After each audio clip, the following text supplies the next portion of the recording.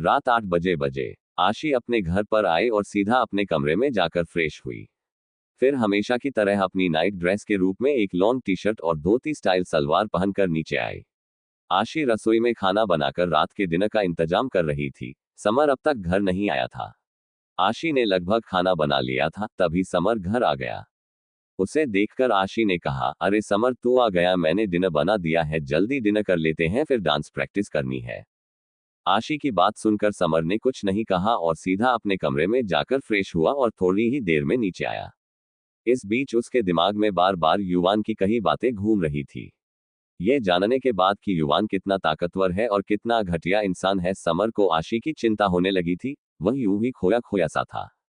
Summer के आने के बाद आशी ने डिनर सर्व किया और उसके साथ बैठकर खुद भी डिनर करने लगी। इस बीच आशी ने उसे ना जाने कॉलेज की कितनी ही बातें बताई, लेकिन समर का ध्यान तो जैसे उसकी बातों में था ही नहीं। आशी और समर ने डिनर कर लिया। अब जाकर आशी ने इस बात को नोटिस किया और समर से कहा, अरे समर क्या बात है, कोई प्रॉब्लम है क्या? नहीं नहीं कुछ नहीं, बोल क्या कह रही थी तू? समर ने बात टालते हुए कहा, वह मैं कह रही थी कि डिनर हो चुका है, चलो डांस प्रैक्टिस करते हैं। आशी ने अपनी बात दोहराई। हाँ चल करते हैं, कहकर समर ने आशी के साथ डांस की प्रैक्टिस करना शुरू किया। लेकिन अब भी समर अपने आप में उलझा हुआ था, वह डांस की प्रैक्टिस ठीक से नहीं कर रहा था। अब जाकर आशी चिढ़ गई और मुंह बनाते हुए समर से बोली, समर क्या कर रहा है तू, प्रैक्टिस ठीक से नहीं कर रहा है? कोई प्रॉब्लम है तो बोल ना, तेरा ध्यान कहाँ है? आशी की बात सुनकर समर ने पहले खुद में सोचा कि वह आशी को सारी बात बता दे, फिर उसने खुद से कहा, नहीं शायद आशी उसकी परेशानी समझ ना पाए। इसलिए समर ने बात को घुमाते हुए कहा, आशी मैं और अथर्व आज युवान खन्ना से मिले थे। हमने उसे समझाने की कोशिश की, लेकिन वह लड़का बहुत बिगड़ा हुआ है, बल्कि अथर्व और उसके बीच धक्का मुक्की भी हो गई। अब हमें डर लग रहा है वो तुझे नुकसान ना पहुंचाए, प्लीज तू उससे दूर रहना। उसकी किसी भी बात पर यकीन मत करना बस। अरे समर तू कैसी बातें कर रहा है, मुझे उससे क्या मतलब है? तू चिंता मत कर, मैं उससे दूर रहूंगी। आशी ने समर को सांत्वना देते हुए कहा। अच्छी बात है, और आशी कभी कोई प्रॉब्लम हो तो हमें जरूर बताना। फिलहाल मैं थक गया हूं, मैं आराम चाहता हूं, तू भी जा आराम कर, कहकर समर अपने कमरे की तरफ निकल गया।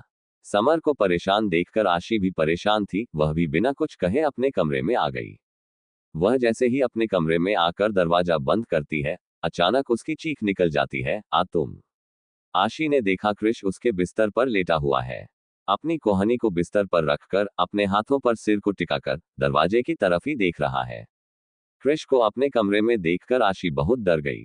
उसे कुछ समझ नहीं आया, इसलिए जल्दी से उसने दरवाजा खोला और बाहर भागने के लिए जैसे ही अपना कदम बाहर निकाला, तभी उसके कानों में क्रिश की आवाज पड़ी, don't try to go out, otherwise it won't be good for you and your friend, चुपचाप यहाँ आओ। क्रिश की धमकी सुनकर आशी के चलते हुए कदम रुक गए और वह डरते हुए वापस कमरे में आई। डर के मारे उसका गला सूख रहा था, वो एक खाली घूंट गटकती है। क्लोज द डोर, क्रिश ने ठंडे लहजे में कहा, जिस पर आशी डरते हुए बोली, तुम यहाँ क्यों आए हो? तुमने सुना नहीं मैंने क्या कहा? आई सेड दरवाजा बंद करो, एक बार कहने पर समझ नहीं आता क्या? क्रिश ने बहुत ही डरावने लहजे में कहा था और आशी ने डरते हुए दरवाजा बंद कर दिया। फिर क्रिश ने एकदम सर्द आवाज में कहा, come here close to me, please तुम यहां से जाओ, मुझे तुम्हारे पास नहीं आना। आशी ने मासूम सा चेहरा बनाकर डरते हुए कहा, मैंने कहा इधर आओ, मैं एक ही बात को बार बार नहीं दोहराऊंगा, मुझे वह लोग बिल्कुल पसंद नहीं जो मेरी बातें नहीं मानते, चुपचाप मेरे पास आओ बिना कोई नाटक किए। इस वक्त क्रिश का चेहरा बहुत ही ज्यादा कठोर लग रहा था, जिसे देखकर आशी डर रही थी। वह धीरे धीरे अपने कदम क्रिश की तरफ बढ़ाती है। मेरे पास बैठो, क्रिश ने गंभीर भाव से कहा। क्रिश की बात सुनकर आशी डरते हुए उससे थोड़ा दूर हटकर बेड के कोने पर बैठ जाती है। यह देखकर क्रिश कठोर आवाज में बोला, और पास। आशी थोड़ा सरक गई, और पास। आशी थोड़ा सा और सरक गई, और पास। आशी डरते हुए थोड़ा और नजदीक सरकी। आशी को अपनी तरफ धीरे धीरे बढ़ता हुआ देख क्रिश नॉर्मल आवाज में बोला, और पास। तभी आशी ने महसूस किया वह बिल्कुल क्रिश के सीने के पास तक आ चुकी है। आशी ने मन ही मन उसे गाली देते हुए बोली, पास पास बुलाते हुए, इतना पास बुला लिया, अब क्या तेरी गोद में बैठूं? कनखजूरा कहीं का। मुझे मन में गाली बाद में देना, पहले और पास आओ। क्रिश ने आशी के चेहरे की तरफ देखते हुए कहा, है इसे कैसे पता मैं इसे गाली दे रही हूं? क्या यह मेरे दिल की बात सुन सकता है? इसे हमेशा मेरी बातें कैसे सुनाई देती है, आशी ने मन ही मन कहा। फिर मासूमियत से क्रिश की तरफ देखते हुए बोली, अब बिल्कुल भी जगह नहीं है जी, आपके सिर पर बैठ जाऊं। आशी की बात सुनकर क्रिश एक पल के लिए हैरान था, ये लड़की इस कंडीशन में भी अपनी जुबान चला रही है। अगले ही पल क्रिश ने उसकी कमर में हाथ डालकर अपनी तरफ खींच लिया। आशी खुद को संभाल नहीं पाए और क्रिश के सीने पर गिर गई। अब आशी क्रिश के सीने से लगे हुए उसके ऊपर थी, क्रिश के हाथ आशी की कमर से लिपटे हुए थे। ऐसा होने पर दोनों का आई कांटेक्ट हुआ। आशी डरते हुए अपनी काली आंखों से क्रिश की नीली गहरी आंखों में देख रही थी। इस वक्त उसे क्रिश से डर लग रहा था और उसके दिल की रफ्तार वंदे भारत ट्रेन जैसी स्पीड पकड़े हुए थी। क्रिश आशी की काली मासूम और चंचल आंखों में खोता चला गया। इस वक्त उसके दिल की रफ्तार भी साजधानी एक्सप्रेस से कम नहीं थी। आशी को आपने इतने करीब देखकर क्रिश को अचानक बेचैनी सी होने लगी। इस वक्त दोनों एक दूसरे के बहुत करीब थे। क्रिश अभी उन मासूम आंखों और चेहरे को निहार ही रहा था कि तभी आशी ने किसी तरह खुद को काबू करते हुए कहा, छोड़ो मुझे, क्या कर रहे हो। कहते हुए आशी ने खुद को छुड़ाने की कोशिश की। तभी क्रिश अपने होश में आया और झटके से आशी को पलटकर अपने नीचे करके उसके ऊपर आ गया। क्रिश का एक हाथ अब तक आशी की कमर पर था और दूसरे हाथ के सहारे से वह आशी पर बैंड होते हुए बोला, मैं 2 दिनों नहीं आया और मुझे पता चला कि तुमने इन 2 दिनों को बहुत अच्छे से एंजॉय किया। घर में पार्टी कर रही थी, तुम्हें ये गलतफहमी तो नहीं हुई कि मैं दोबारा आऊंगा ही नहीं। पार्टी? कैसी बातें कर रहे हो, मैंने कोई पार्टी नहीं की, आशी ने मासूमियत से कहा।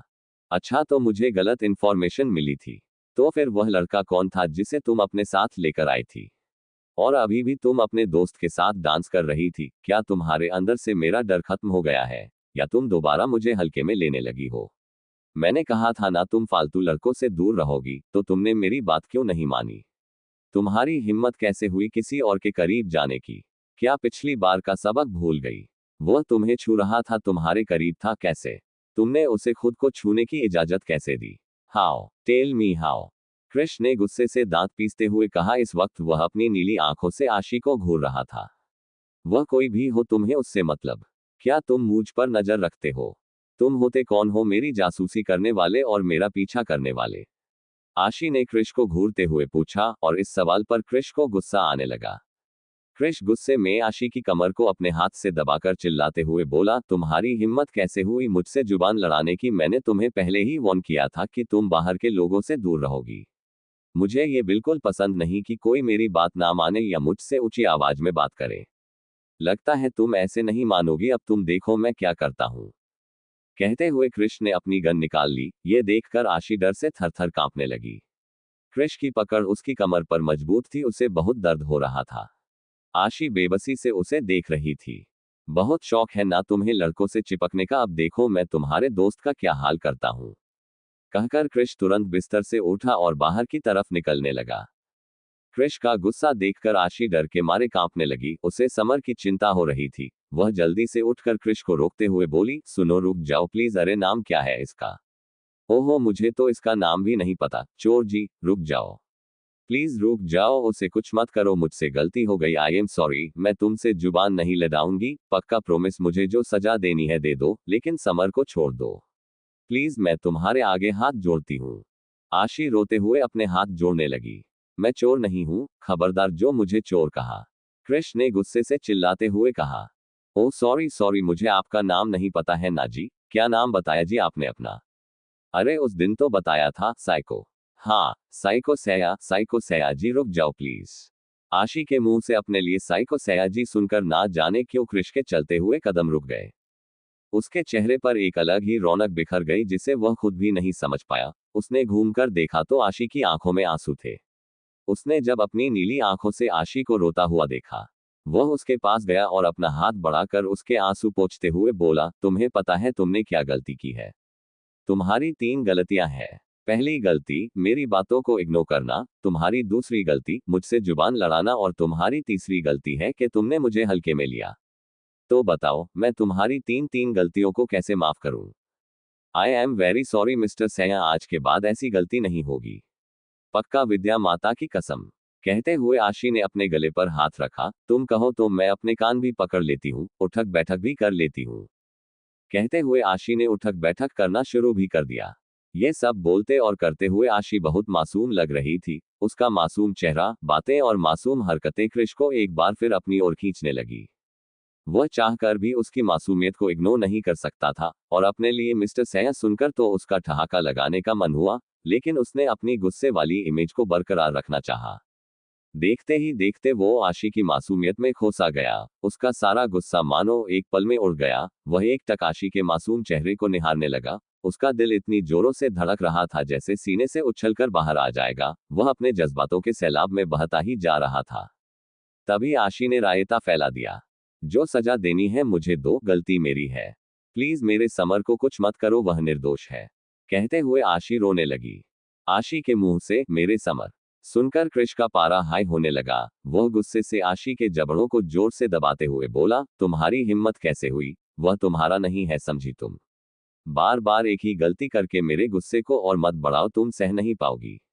तुम मेरे अलावा किसी को अपना नहीं कह सकती, मेरे अलावा तुम्हारा किसी से कोई रिश्ता नहीं है, समझ गई तुम?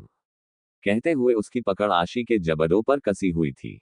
क्रिश गुस्से में तिलमिलाया हुआ था। इस वक्त उसके चेहरे पर जलन साफ नजर आ रही थी, जो हमारी भोली आशी समझ नहीं पाई। आशी को उसकी कोई भी बात समझ में ही नहीं आ रही थी। उसे तो बस बेहद दर्द हो रहा था और उसके आंसू निकल रहे थे।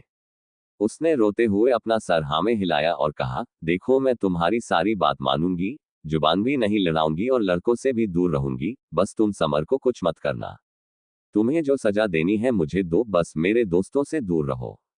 इस वक्त उसकी आंखों में बहुत सारे आंसू और चेहरे पर लाचारी और मासूमियत थी। आशी की बात सुनकर कृष्ण ने कुछ पल सोचा, फिर शांत लहजे में आशी को ऊपर से नीचे तक देखते हुए बोला, आयो शो कि मैं उसे कुछ नहीं करूं, और मैं तुम्हें जो सजा दूंगा तुम पूरी करोगी। सोच लो, बाद में नाटक मत करना। मुझे मंजूर है, लेकिन वादा करो तुम उससे दूर रहोगे। आशी ने रोते हुए कहा, ठीक है, तुम मेरी बात मानती जाओ, मैं उसे कुछ नहीं करूंगा। तुमने अभी अभी 5 गलतियां की है, तो मैं तुम्हें 5 टारगेट दूंगा, तुम्हें वो कंप्लीट करने होंगे, फिर मैं तुम्हारे दोस्तों को कुछ नहीं करूंगा। कहते हुए कृष्ण ने सवालिया नजरों के साथ आशी के मासूम चेहरे को देखा। पर पहले तो अपने 3 गलतियां कही थी। आशी ने मासूमियत से कृष को देखते हुए कहा, जिस पर कृष धमकी भरे स्वर में बोला, गलती तुमने की है ना, डिसाइड मैं करूंगा कि तुमने कितनी गलतियां की है। चुपचाप मेरे टारगेट कंप्लीट करो वरना। ठीक है, मुझे मंजूर है, आशी ने तपाक से बोला। यह सुनते ही कृष के चेहरे पर एक शरारती मुस्कान आ गई और वह आशी के कंधों को सहलाता हुआ बड़े प्यार से बोला, गुड, वेरी गुड, तो तुम्हारा पहला टारगेट है। ठीक है, मुझे मंजूर है, आशी ने तपाक से बोला। यह सुनते ही कृष के चेहरे पर एक शरारती मुस्कान आ गई और वह आशी के कंधों को सहलाता हुआ बड़े प्यार से बोला, गुड, वेरी गुड, तो तुम्हारा पहला टारगेट है कि मुझे बहुत जोर से भूख लगी है। तुमसे मिलने के चक्कर में मैं डायरेक्ट यहाँ आया हूँ, इसलिए अब तुम मेरे लिए खाना बनाओगी। जाओ जल्दी मेरे लिए डिनर बना कर लाओ।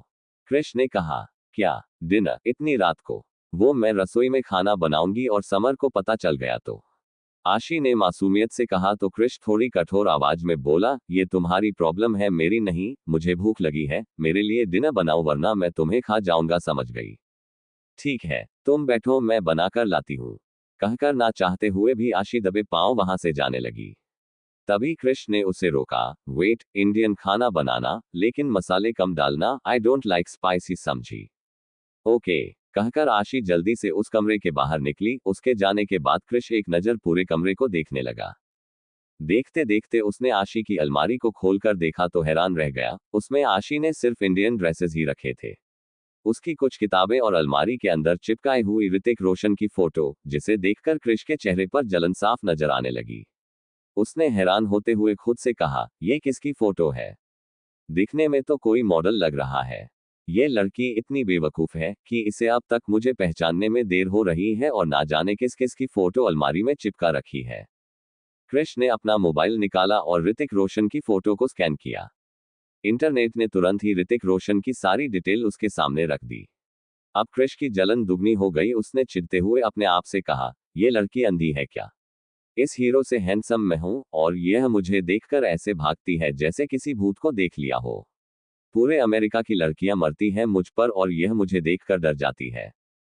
कृष ने जलन में आकर ऋतिक रोशन की सारी फोटोज को खींचकर फाड़ कर फेंक दिया। तभी उसे ध्यान आया, आशी अकेले नीचे गई है, कहीं वह कोई चालाकी ना चले, इसलिए वह बिना देर किए नीचे रसोई घर की तरफ आ गया। रसोई में आकर उसने देखा आशी जल्दी जल्दी सब्जियां कट कर रही है। यह देखकर कृष ने पीछे से आवाज लगाते हुए बोला, क्या बना रही हो तुम? तभी कृष के अचानक से आवाज लगाने के कारण डर के मारे आशी का हाथ कांप जाता है और चाकू गलती से आशी की उंगली पर लग जाता है। एक चीख के साथ आशी ने पलट कर पीछे देखा तो डर गई। आशी के चीखने के कारण कृष झटके से उसके करीब आया। क्या हुआ तुम्हें, तुम चीखी क्यों? कुछ नहीं, मैं खाना बनाती हूँ, कहते हुए आशी आंखों में नमी लेकर अपनी उंगली को नजरअंदाज करते हुए दोबारा काम करने में लग गई। कृष ने ध्यान दिया कि आशी की उंगली से खून निकल रहा है, जिसे देखकर कृष अचानक बेचैन हो उठा। यह क्या हुआ, तुम्हारी उंगली को दिखाओ, इतना खून कैसे निकल रहा है? चिंता जताते हुए कृष ने जल्दी से आशी की उंगली को अपने हाथों में पकड़ा। ये कैसे हुआ, बताओ मुझे, कहते हुए ना जाने उसे क्या सूझा, उसने आशी की उंगली को अपने मुंह में डालकर उसके खून को सक करने लगा। आशी मासूमियत से बोली, तुमने अचानक पीछे से आवाज दी तो मैं डर गई। आई एम सॉरी, मैं अभी डिनर बना देती हूँ, प्लीज समर को कुछ मत करना। कहते हुए आशी अपनी मासूम नम आंखों से कृष को देख रही थी। इस वक्त भी सिर्फ उसे समर की चिंता थी कि कहीं कृष अपने गुस्से में आकर उसे कुछ कर ना दे। यह सुनकर कृष अपनी ठंडी नजर से आशी को घूरते हुए उसकी उंगली को सक करके बोला, तुम पागल हो क्या? इस वक्त भी अपने दोस्त के बारे में सोच रही हो? इस वक्त कृष की बातों में आशी के लिए चिंता साफ नजर आ रही थी। आशी ने महसूस किया कृष उसकी उंगली को चूसता जा रहा है। कृष, जो मदहोशी से आशी की उंगली चूस रहा था, ना जाने उसे ये करने में क्या ही अलग सी फीलिंग महसूस हो रही थी। तभी आशी ने उसे रोकते हुए बड़ी ही मासूमियत से कहा, क्या तुम्हें इतनी भूख लगी है कि तुम मेरा सारा खून पी जाओगे? देखो, मेरा खून मत पियो, उससे तुम्हारी भूख नहीं मिटेगी, मेरा हाथ छोड़ो, मैं खाना बना देती हूँ। आशी की मासूमियत भरी बातें सुनकर कृष अपने होश में आया। उसने आशी की उंगली को अपने होठों से आजाद किया और ठंडे लहजे में बोला, फर्स्ट एड बॉक्स कहाँ है? आशी ने उसकी बात को समझने की कोशिश की। I said first aid box कहाँ है? कृष ने एक बार फिर ठंडे लहजे में बोला। वो उस ड्रोर में, कहते हुए आशी ने एक ड्रोर की तरफ इशारा किया। कृष जल्दी से फर्स्ट एड बॉक्स लेकर आया और उसे किचन स्लैब पर रखकर फिर आशी के पास आया और बिना कोई रिएक्शन दिए आशी को कमर से पकड़कर एकदम फिल्मी स्टाइल में उठाकर किचन स्लैब पर बिठा दिया। आशी उसकी इस हरकत से काफी हैरान थी। कृष के एक्सप्रेशन देखकर उसे कुछ समझ नहीं आ रहा था। कृष ने बॉक्स में से बैंडेज निकालकर बहुत ही केयर के साथ आशी की उंगली पर अच्छे तरीके से लगा दिया। चाकू का कट ज्यादा गहरा नहीं था, बस छोटा सा कट था। ना जाने क्यों खून की नदी में गोते लगाने वाला इंसान आशी की उंगली के छोटे से कट को देखकर घबरा गया। आशी उसकी इस केयरिंग नेचर को देखकर हैरान थी। उसे ऐसा लग रहा था जैसे उसका कोई अपना उसका ख्याल रख रहा है। तभी उसका ध्यान कृष की गहरी आवाज से टूटता है, ज्यादा दर्द तो नहीं हो रहा? पेन किलर दूं? कृष की बात सुनकर आशी ने नामे सर झटका। तभी उसका ध्यान सब्जियों पर गया और वह किचन स्लैब से उतरने लगी। तभी कृष ने उसे रोकते हुए कहा, कहाँ जा रही हो? वो डिनर बनाने, आपके लिए। आशी ने थोड़ा कांपती और लड़खड़ाती आवाज में कहा। कोई जरूरत नहीं है, तुम जाओ कमरे में आराम करो, कृष ने शांत लहजे में कहा। इस वक्त उसके चेहरे पर कोई एक्सप्रेशन नहीं थे। आशी ने बड़ी मासूमियत से बोली, लेकिन आपने तो कहा था आपको भूख लगी है, मैं डिनर बना देती हूँ। मैंने कहा ना, कोई जरूरत नहीं है, मैं ऐसे ही रह लूंगा, कृष ने कठोर आवाज में कहा। लेकिन आशी तो आशी है, उसने भी मासूमियत में ही सही कृष को फटकार लगा दी। नहीं, ऐसे कैसे? आपको भूख लगी है ना? बाबा कहते हैं रात को भूखे पेट नहीं सोना चाहिए, वरना पेट में दर्द होता है और बुरे बुरे सपने आते हैं। मैं खाना बना देती हूँ, आप बस 2 मिनट रुको। आशी ने यह बात इतनी मासूमियत से कही थी कि कृष 10 सेकंड के लिए उसके चेहरे को देखता ही रह गया। दुनिया भर की मासूमियत से भरा हुआ चेहरा और उसकी बातें। कृष हैरान रह गया कि कोई इतना भोला कैसे हो सकता है। इस मासूम लड़की को उंगली पर चोट लगी है और अभी भी इसे दूसरों की फिक्र है। लेकिन तुम खाना कैसे बनाओगी? तुम्हें तो चोट लगी है, कृष ने कहा। अरे कोई चिंता की बात नहीं है, मैं एक काम करती हूँ, खिचड़ी बना देती हूँ, उसमें ज्यादा मेहनत नहीं लगती, कहकर आशी तुरंत किचन स्लैब से उतरकर खिचड़ी बनाने का इंतजाम करने लगती है। वह अपनी घायल उंगली का ख्याल रखे बिना जल्दी जल्दी काम कर रही थी। यह देखकर ना जाने क्यों कृष को चिंता हो रही थी। उससे रहा नहीं गया और उसने आशी से पूछा, मैं तुम्हारी कोई हेल्प करूं? I think you need help. नहीं, रहने दो, कोई जरूरत नहीं है, मुझे पता है आपको कुछ नहीं आता, आशी ने बड़ी मासूमियत से कहते हुए अपना काम जारी रखा। वॉट, तुम्हें कैसे पता मुझे कुछ नहीं आता? क्रिश ने एरोगेंट वॉइस में पूछा। पिछली बार आप आए थे, आपने सब्जियां ऐसे काटी थी जैसे किसी का मर्डर कर रहे हो, उसी वक्त मुझे पता चल गया आपको कुछ नहीं आता। लेकिन एक बात बोलो, खाना बनाना अच्छी बात है, हर इंसान को आना चाहिए, ना जाने कब कैसा टाइम आ जाए।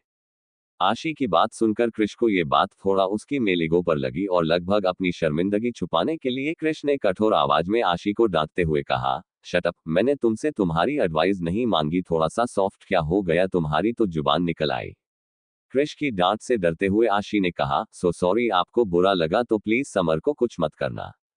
आशी की डरी हुई आवाज में बार बार समर की चिंता देखकर क्रिश अब फ्रस्ट्रेट हो चुका था। कहीं ना कहीं आशी की जुबान पर बार बार समर का नाम सुनकर उसे जलन हो रही थी। क्रिश ने लगभग चिल्लाते हुए कहा, शट अप, अब एक बार और अपने दोस्त का नाम मत लेना, वरना मैं सचमुच उसे मार दूंगा। मैं तुम्हारी जुबान पर किसी और का नाम नहीं सुनना चाहता, समझी तुम? हाँ समझ गई, लेकिन प्लीज समर को कुछ मत करना, आशी ने मासूमियत से कहा। क्रिश गुस्से में लगभग अपने बाल नोचते हुए चिल्लाया, तुम्हें एक बार कहने पर सुनाई नहीं देता क्या? फिर गन निकालकर आशी पर पॉइंट करते हुए, एक बार और अपने दोस्त का नाम लो, फिर देखो मैं उसकी खोपड़ी कैसे खोलता हूँ। बेवकूफ लड़की जानबूझकर मुझे गुस्सा दिलाती है। आशी डरकर अपने दोनों हाथ ऊपर करके कांपती हुई आवाज में बोली, सॉरी सॉरी, गलती हो गई। फिर अपने नाखून अपने दांतों से चबाते हुए मासूम सा मुंह बनाकर बोली, प्लीज एक बार माफ कर दो। हमेशा की तरह ना चाहते हुए भी एक बार फिर क्रिश उसकी मासूमियत के आगे हार गया और बोला, जल्दी खाना बनाओ, मुझे भूख लगी है। हाँ बस बन गया, थोड़ी देर और, आप जाकर बाहर डाइनिंग एरिया में बैठो, आशी ने कहा। तो क्रिश उछलकर किचन स्लैब पर बैठ गया। क्यों, मैं यहाँ हूँ तो तुम्हें कोई प्रॉब्लम है? मैं यही रहूंगा, मेरे सामने खाना बनाओ। क्रिश का ऑर्डर पाते ही आशी ने जल्दी जल्दी अपने हाथ चलाए।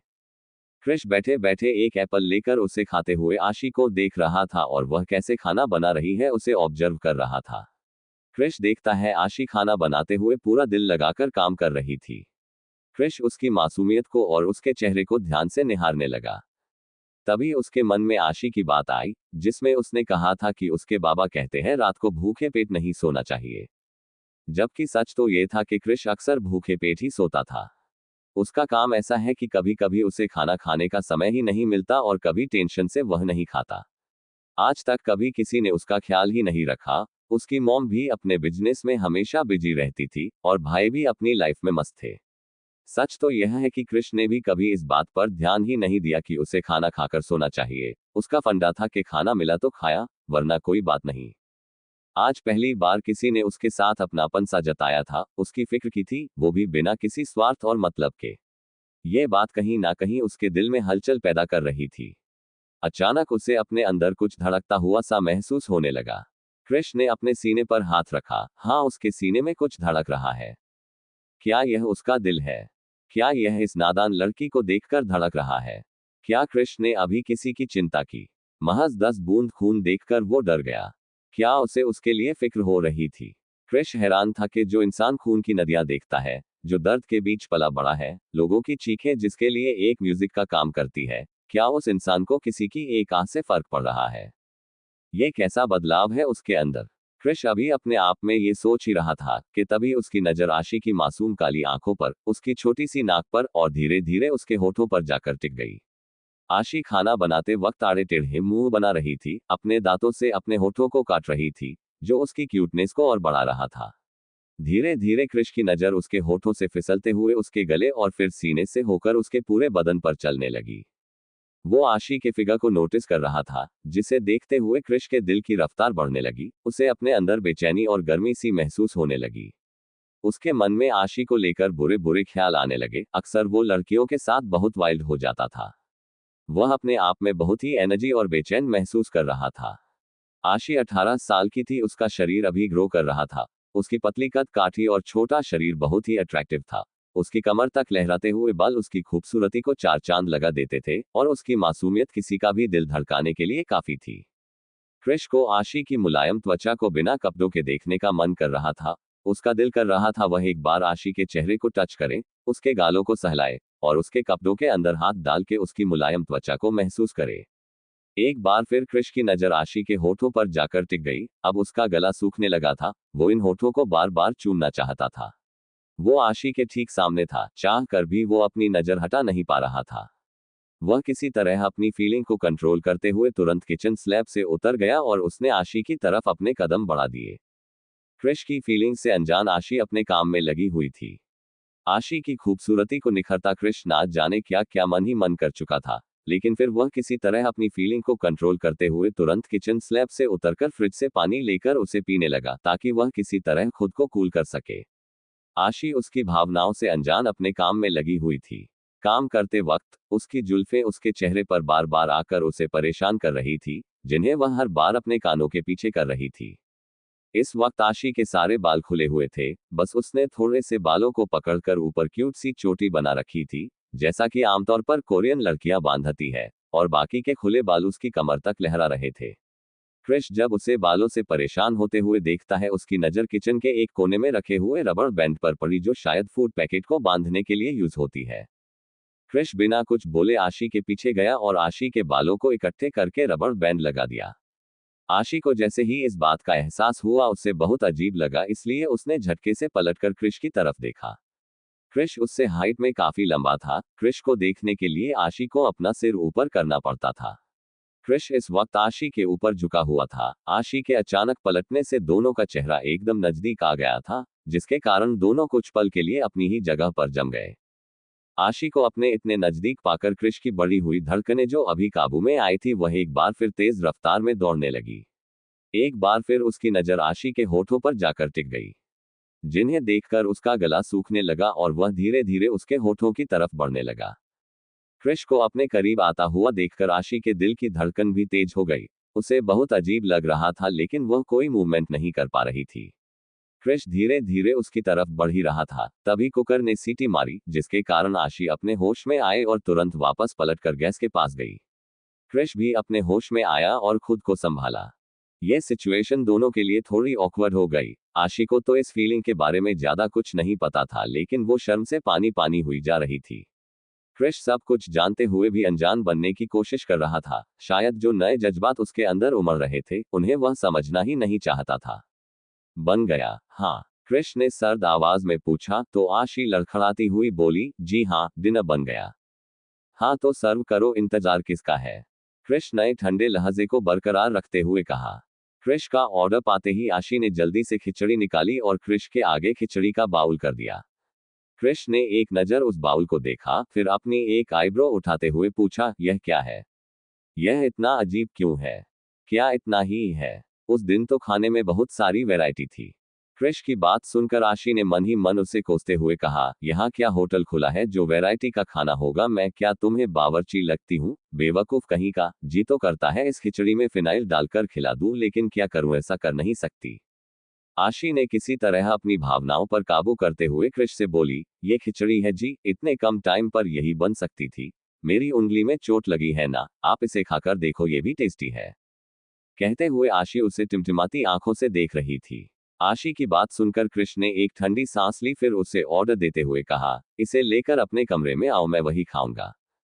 और बिना आशी की कोई बात सुने उसके कमरे की तरफ चला गया। आशी भी मुंह बनाते हुए एक मासूम बच्चे की तरह मजबूरी में उसके लिए खाना लेकर उसके पीछे पीछे कमरे में आई। क्रिश किसी राजा की तरह जाकर आशी के बेड पर बैठ गया और आशी ने खिचड़ी का बाउल थोड़ा दूर से क्रिश की तरफ बढ़ाते हुए कहा, अब लो, खाकर जल्दी जाओ। वॉट? क्रिश ने अपनी एक आईब्रो उठाते हुए एरोगेंटली पूछा। आशी को रियलाइज हुआ उसने क्या कहा है, इसलिए उसने अपनी जीभ हल्के से दांतों से काटते हुए कहा, मतलब है जी, खाना खाओ, ठंडा हो रहा है। क्रिश ने उस बाउल को लेकर चम्मच से एक निवाला, जैसे ही अपने मुंह में रखना चाहा, आशी ने उसे टोकते हुए कहा, एक मिनट, आराम से खाना, खाना गर्म है। आशी ने यह बात बड़ी ही मासूमियत से कही थी। क्रिश तो एक पल उसके चेहरे को देखता ही रह गया। इस लड़की को उसकी कितनी चिंता है। इसका हद से ज्यादा मासूम होना क्रिश को अब थोड़ा इरिटेट भी कर रहा था। क्रिश ने चम्मच को वापस कटोरी में रखकर एक झटके से आशी की कमर में हाथ डालकर अपनी गोद में खींच लिया। क्रिश की इस हरकत से आशी हैरान थी। क्रिश के हाथ आशी की कमर पर लिपटे हुए थे।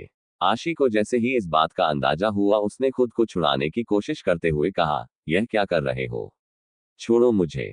क्रिश ने आशी की कमर पर अपने हाथ मजबूत करते हुए कहा, खबरदार, जो हिलने की कोशिश की, खाना खाओ। वॉट? आशी ने हैरान होते हुए पूछा। आई सेड खाना खाओ। तुम्हें बहुत चिंता हो रही थी ना मेरी। अब तुम इस खाने को टेस्ट करके बताओ कि खाना ठंडा हुआ या नहीं। लेकिन मैं कैसे खा सकती हूँ, ये तो तुम्हारे लिए बना है।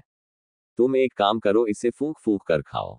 तुम्हारा मुंह नहीं जलेगा। आशी ने क्यूट से मुंह बनाकर कहा। आशी की बात सुनकर कृष्ण ने मुंह बनाते हुए कहा, तुम इस खाने को खाने में इतना नाटक क्यों कर रही हो? कहीं इसमें कुछ जहर वहर तो नहीं डाला? जहर और नहीं, मैंने ऐसा कुछ नहीं किया। कान्हा जी की कसम, मैंने तो इसमें सिर्फ मसाले डाले हैं। तुम्हें यकीन नहीं होता? रुको मैं खाकर दिखाती हूँ। कहते हुए आशी ने बड़ी ही मासूमियत से एक चम्मच खिचड़ी उठाए और जल्दी से मुंह में डाल लिया। आ की चीख आशी के मुंह से निकली और वो जल्दी से अपने मुंह में हवा को इनहेल करने लगी क्योंकि उसका मुंह जल गया था। यह देखकर कृष्ण ने जल्दी से उसके मुंह में फूंक मारते हुए कहा, पागल हो क्या? आराम से नहीं खा सकती थी? मुझे कह रही थी संभल के खाऊं और खुद हड़बड़ी में खा लिया। तुम सचमुच अजीब हो। कहते हुए कृष्ण ने जल्दी जल्दी आशी के मुंह में फूंक मारना शुरू कर दिया और जल्दी से एक गिलास पानी आशी को पिलाया। आशी भी मासूमियत से पानी को पीने लगी। इस वक्त उसका चेहरा दर्द के मारे लाल हो रहा था। कृष अपने हाथों से उसके बालों को सहलाते हुए उसे पानी पिला रहा था। कृष इस वक्त आशी की जिस तरह केयर कर रहा था, यह नजारा सचमुच अनोखा था। अब आशी थोड़ा रिलैक्स हुई। कृष्ण ने उसके बालों को सहलाते हुए पूछा, अब ठीक हो? हाँ की आवाज के साथ आशी ने हाँ में सर हिलाया। देखा, खाने में कुछ भी जहरीला नहीं है। आप भी खा सकते हो, लो खाओ। कहते हुए आशी ने वह चम्मच के मुंह की तरफ घुमा दिया। आशी की आंखों में और उसके मासूम चेहरे की तरफ देखते हुए कृष्ण ने भी अपना मुंह खोल दिया। तभी आशी को कुछ याद आया और उसने वह चम्मच वापस कटोरी में रख दिया। आशी की इस हरकत को देखकर कृष उसे सवालिया नजरों से देखकर बोला, व्हाट? वह आप इस चम्मच से नहीं खा सकते, ये झूठी हो गई, मैं दूसरी लेकर आती हूँ। कहते हुए आशी जैसे ही उसकी गोद से उठने वाली थी, कृष ने उसकी कमर पर अपने हाथ मजबूत करते हुए उसे उठने से रोक दिया और बड़े ही ठंडे लहजे में बोला, मुझे इसी चम्मच से खाना है फायरफ्लाई। लेकिन ये तो झूठा। इससे पहले आशी कुछ कह पाती, कृष्ण ने अपनी उंगली उसके होठों पर रखते हुए कहा, तुम बहुत बोलती हो फायरफ्लाई, चुपचाप मुझे खाना खिलाओ, अपने हाथों से बिना कुछ बोले। कृष की बात सुनकर आशी मुंह बनाने लगी। अब उसके पास कोई और रास्ता नहीं था। उसने ना चाहते हुए भी कृष को अपने हाथों से खाना खिलाना शुरू किया। कृष उसकी आंखों में देखते हुए खाने की बाइट लेता है। आशी बड़े प्यार से उसे खिला रही थी। खाने की पहली बाइट लेते ही कृष की आंखें बंद हो गई। उससे वह खाना बहुत टेस्टी लग रहा है। आशी ने कृष्ण से पूछा, कैसा लगा? ठीक है, कृष्ण ने बिना किसी एक्सप्रेशन के जवाब दिया। कृष के मुंह से एक ठंडा ठीक है सुनकर आशी का मुंह उतर गया। बेचारी ने मन ही मन उसे कोसते हुए कहा, साइको कहीं का, इतनी मेहनत से इतनी रात को खाना बनाया और एक अच्छी सी थैंक यू भी नहीं कर सकता और ना तारीफ कर सकता है। मॉन्स्टर कहीं का। आशी का बनता बिगड़ता हुआ मुंह देखकर कृष भी उसकी मन की बातों को समझ सकता था, लेकिन हमेशा की तरह उसका चेहरा एक्सप्रेशन लेस था। अब बिना कुछ बोले आशी मुंह बनाते हुए उसे खिला रही थी। तभी कृष के होठों की साइड थोड़ी सी खिचड़ी लग गई। आशी ने बहुत केयर के साथ पास में रखे हुए एक दुपट्टे से कृष के होठों की उस झूठन को पोंछ दिया। यह एक्टिविटी कृष के लिए बहुत शॉकिंग थी। ना जाने क्यों उसे एक अपनापन सा फील होने लगा।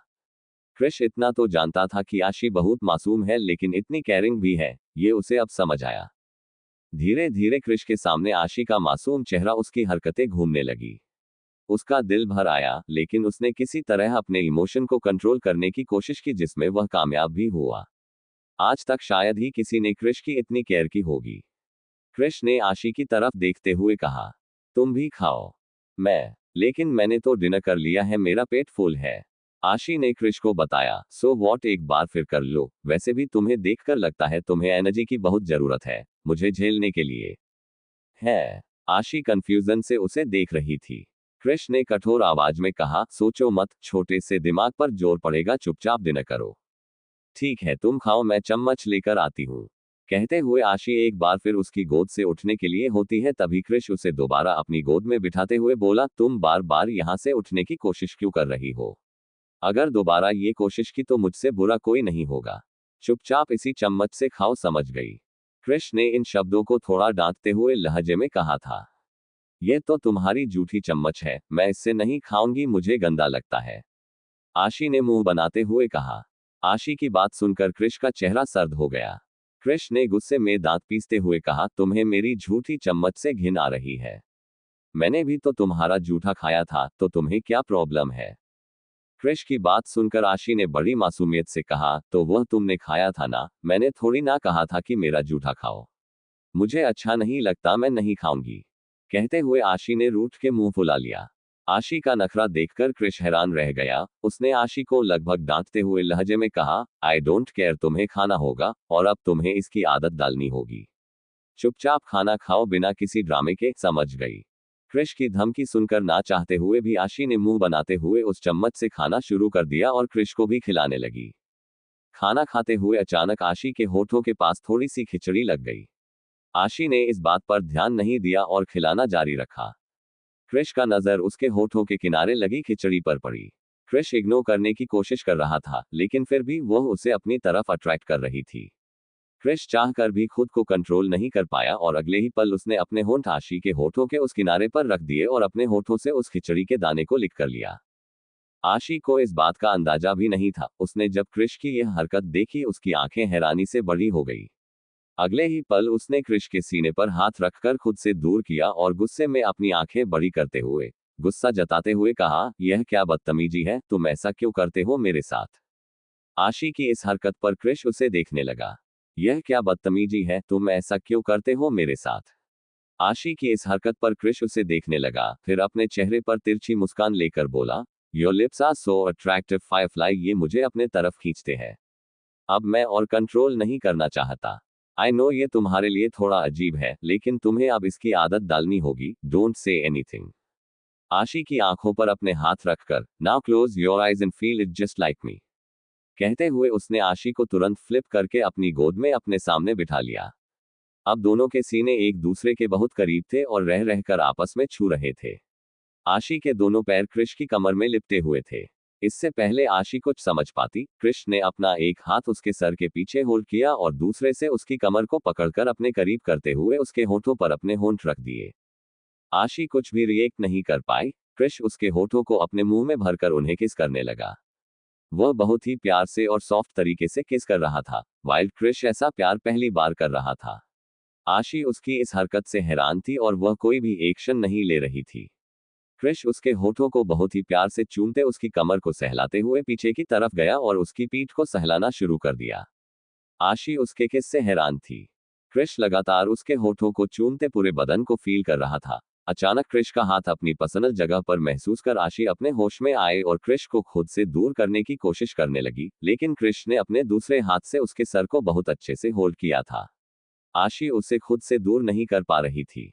क्रिश उस पर अपना काबू पा चुका था। वह अपने होठों से उसके मुंह के कोने कोने को फील करने लगा। अब आशी की आहें निकल रही थी, लेकिन उसके मुंह में ही रह जा रही थी। क्रिश लगातार उसकी नरम त्वचा का फील ले रहा था। लगभग 10 मिनट तक आशी को लगातार किस करने पर आशी की सांसें फूलने लगी। क्रिश का उसके होठों को छोड़ने का कोई इरादा नहीं था, लेकिन ना चाहते हुए भी उसने उसके होठों को आजाद किया और अपने होठ आशी की गर्दन पर रख दिए और धीरे धीरे किस करते हुए नीचे आने लगा, जिससे आशी के शरीर में बिजलियां सी दौड़ गई। अपने होंठ आजाद पाकर आशी ने आहें भरते हुए कहा, छोड़ो मुझे, क्या कर रहे हो तुम? मत करो, दर्द हो रहा है। आशी अब तक मचल उठी थी। उसने ऐसा मीठा दर्द पहली बार फील किया था। नहीं फायरफ्लाई, ये तुम्हें आज नहीं तो कल करना ही होगा। Just feel this moment and enjoy. Krish Aashi की गर्दन और गले पर किस करता हुआ अपनी सांसों से गुदगुदी कर रहा था और पैशनेट हो चुका था। प्लीज धीरे करो, दर्द हो रहा है। Firefly, your beauties are very soft, I want to see them but later, क्योंकि अब तो यह मेरे ही है। कहते हुए क्रिश ने आशी के कानों पर बाइट कर दिया। साइको, छोड़ो, मुझे अजीब लग रहा है। आशी की बात सुनकर क्रिश उसके नेक से अपना चेहरा निकालकर आशी के चेहरे की तरफ देखते हुए बोला, एक बात बताओ, तुम कितने साल की हो? तुम क्या करोगे जानकर? मुझे नहीं बताना, छोड़ो मुझे। आशी ने खुद को छुड़ाने की कोशिश करते हुए कहा। आशी की बात सुनकर क्रिश का चेहरा गंभीर हो गया। हालांकि उसे पहले ही पता था कि आशी 18 साल की है, लेकिन एक बार वह कंफर्म करना चाहता था। छोड़ो, क्या कर रहे हो, दर्द हो रहा है। कहते हुए आशी अपने हाथों से खुद को छुड़ाने की कोशिश कर रही थी। क्रिश उसकी कमर पर अपनी पकड़ कस करीब करते हुए बोला, मुझे सवाल के बदले सवाल नहीं चाहिए, जवाब दो, कितने साल की हो? 18 साल। गुड, ध्यान से सुनो, तुम अब पूरी तरह से तैयार हो और अब तुम्हारे साथ यह होना नॉर्मल है। मैं जो कर रहा हूं इससे तुम्हारी बॉडी जल्दी ग्रो होगी, इसलिए अब तुम्हें इसकी आदत डालनी होगी। मैंने तुमसे पिछली बार कहा था अब हम लोग प्रैक्टिकल शुरू करेंगे और आज से प्रैक्टिकल शुरू हो चुका है। मैं तुम्हें गर्ल्स की बॉडी के बारे में सब समझाऊंगा क्योंकि मुझे पता है तुम उसके बारे में कुछ नहीं जानती। हम लोग धीरे धीरे आगे बढ़ेंगे। बहुत जल्द तुम सब सीख जाओगी। कहते हुए क्रिश बड़े प्यार से उसके होठों को चूम लेता है। क्रिश की बात सुनकर आशी मुंह बनाते हुए बोली, मुझे कुछ नहीं सीखना तुमसे, छोड़ो मुझे अजीब लग रहा है। नो फायरफ्लाई, तुम्हें ये सीखना होगा, तभी तो तुम मुझे बर्दाश्त करने लायक बनोगी। बस तब तक मुझे खुद को कंट्रोल करना है। क्रिश ने एक शातिर मुस्कान के साथ कहा। तो आशी ने पूछा, तुम्हें बर्दाश्त करना होगा, कहने का मतलब क्या है तुम्हारा? मुझे कुछ समझ नहीं आ रहा है। वही तो तुम्हें समझाना है Firefly, but you don't worry, बहुत जल्द तुम समझ जाओगी। बस तुम इतना समझ लो, अब तुम्हें मेरे टच की आदत डालनी होगी। अब मैं रोज आऊंगा तुमसे मिलने और हर रोज कुछ सिखाऊंगा। अब तुम अपनी क्लासेज के लिए तैयार रहो। कहते हुए क्रिश एक फिर उसे डीप किस करता है, जिसके कारण आशी के शरीर में एक कर्ट सा दौड़ जाता है। मैं किसी की नहीं हूं, तुम लोग पागल हो। वहां उस युवान खन्ना ने परेशान किया हुआ है और यहाँ तुम, मैं किसी की प्रॉपर्टी नहीं हूं, मैं किसी की नहीं हूं, ना तुम्हारी ना उसकी, मैं अपनी हूं, सिर्फ अपनी। तुम लोग दूर रहो मुझसे, आशी ने गुस्से में कहा। युवान खन्ना? कौन युवान खन्ना? क्या कह रहा था वह तुमसे? कहते हुए क्रिश के चेहरे के भाव गंभीर और कठोर हो गए। इस वक्त उसका चेहरा देखकर बताया जा सकता था कि वह गुस्से में आ चुका है। बोलो, क्या कह रहा था वह तुमसे? कहते हुए क्रिश ने आशी के गालों को सहलाया। वह कह रहा था, मैं उसकी हूं, वह मुझे गर्लफ्रेंड बनाना चाहता है। कल सुबह उसे जवाब देना है, लेकिन अथर्व भैया ने कहा वह अच्छा लड़का नहीं है, मेरे साथ गलत करना चाहता है। आशी की बात सुनकर क्रिश का चेहरा हद से ज्यादा सर्द हो गया। उसके चेहरे के एक्सप्रेशन डार्क हो गए। उसने आशी के चेहरे की तरफ देखते हुए पूछा, क्या तुम उसे पसंद करती हो? क्या जवाब देने का सोचा है तुमने? मुझे नहीं पता पसंद वसंत क्या होता है। अथर्व भैया ने कहा, गर्लफ्रेंड बॉयफ्रेंड अच्छे नहीं होते। वह मुझे छूना चाहता है जैसे तुम छू रहे हो, इसका मतलब तुम भी अच्छे नहीं हो, तुम जाओ यहां से। आशी की बात सुनकर क्रिश को अजीब लगा। हालांकि उसे गुस्सा आ रहा था, लेकिन उसने किसी तरह खुद को कंट्रोल करते हुए पूछा, तुम जानती हो गर्लफ्रेंड बॉयफ्रेंड क्या होता है? सुनो फायरफ्लाई, बॉयफ्रेंड अपनी गर्लफ्रेंड के साथ वही करता है जो मैं तुम्हारे साथ कर रहा हूँ। इसके आगे भी बहुत कुछ करता है जो मैं तुम्हें धीरे धीरे सिखा दूंगा। अब तुम्हें मेरी टच की आदत डाल लेनी होगी। तुम्हारे साथ यह सब सिर्फ मैं ही कर सकता हूँ, मेरे अलावा तुम्हारे साथ यह सब कोई नहीं कर सकता, समझ गई तुम? कल युवान खन्ना तुमसे पूछेगा तो तुम उसे जवाब देना कि तुम्हारा पहले ही बॉयफ्रेंड है और तुम उसमें इंटरेस्टेड नहीं हो, समझ गई? बॉयफ्रेंड? क्या तुम मेरे बॉयफ्रेंड हो? लेकिन मैं तो तुम्हारा नाम भी नहीं जानती, आशी ने कहा। तुम्हें कोई जरूरत नहीं है मेरा नाम जानने की, तुम सिर्फ इतना जान लो, मैं तुम्हारा साइको सया हूं और अब हम दोनों बॉयफ्रेंड गर्लफ्रेंड की तरह रहेंगे। तुम्हारे साथ मैं जो कर रहा हूं ये करने का हक सिर्फ मुझे है। तुम अब किसी और को अपनी बॉडी छूने नहीं दे सकती। Only I can touch you wherever I want, no one has this right except me, समझ गई तुम? क्रिश ने कठोर आवाज में कहा। तो आशी मायूसी से बोली, हाँ समझ गई, अब छोड़ो मुझे। आशी की बात सुनकर क्रिश ने अपने हाथ उसकी टी शर्ट से बाहर निकाले और आशी के होठों पर एक बार फिर अपने होंठ रखकर उसे किस करने लगा। लगभग 5 मिनट बाद उसने उसके होठों को चुम छोड़ा। क्रिश की नजर घड़ी पर पड़ी जिसमें इस वक्त रात के लगभग 1:30 बज रहे थे। फिर आशी के बालों को ठीक करते हुए बोला, रात बहुत हो चुकी है फायरफ्लाई, अब सो जाओ, मैं चलता हूं, कल फिर आऊंगा। कहते हुए उसने आशी को अपनी गोद से उतार कर बेड पर बिठाया। फिर उठकर चलने को हुआ तभी उसे कुछ याद आया और वह आशी की तरफ घूमकर उसे देखते हुए बोला, दूसरे लड़कों से दूर रहना फायरफ्लाई। कहकर उसने आशी के माथे पर किस किया। आशी उसके इस तरह करने से हैरान थी और गुस्सा हो रही थी, पर बेचारी कुछ कर नहीं सकती थी।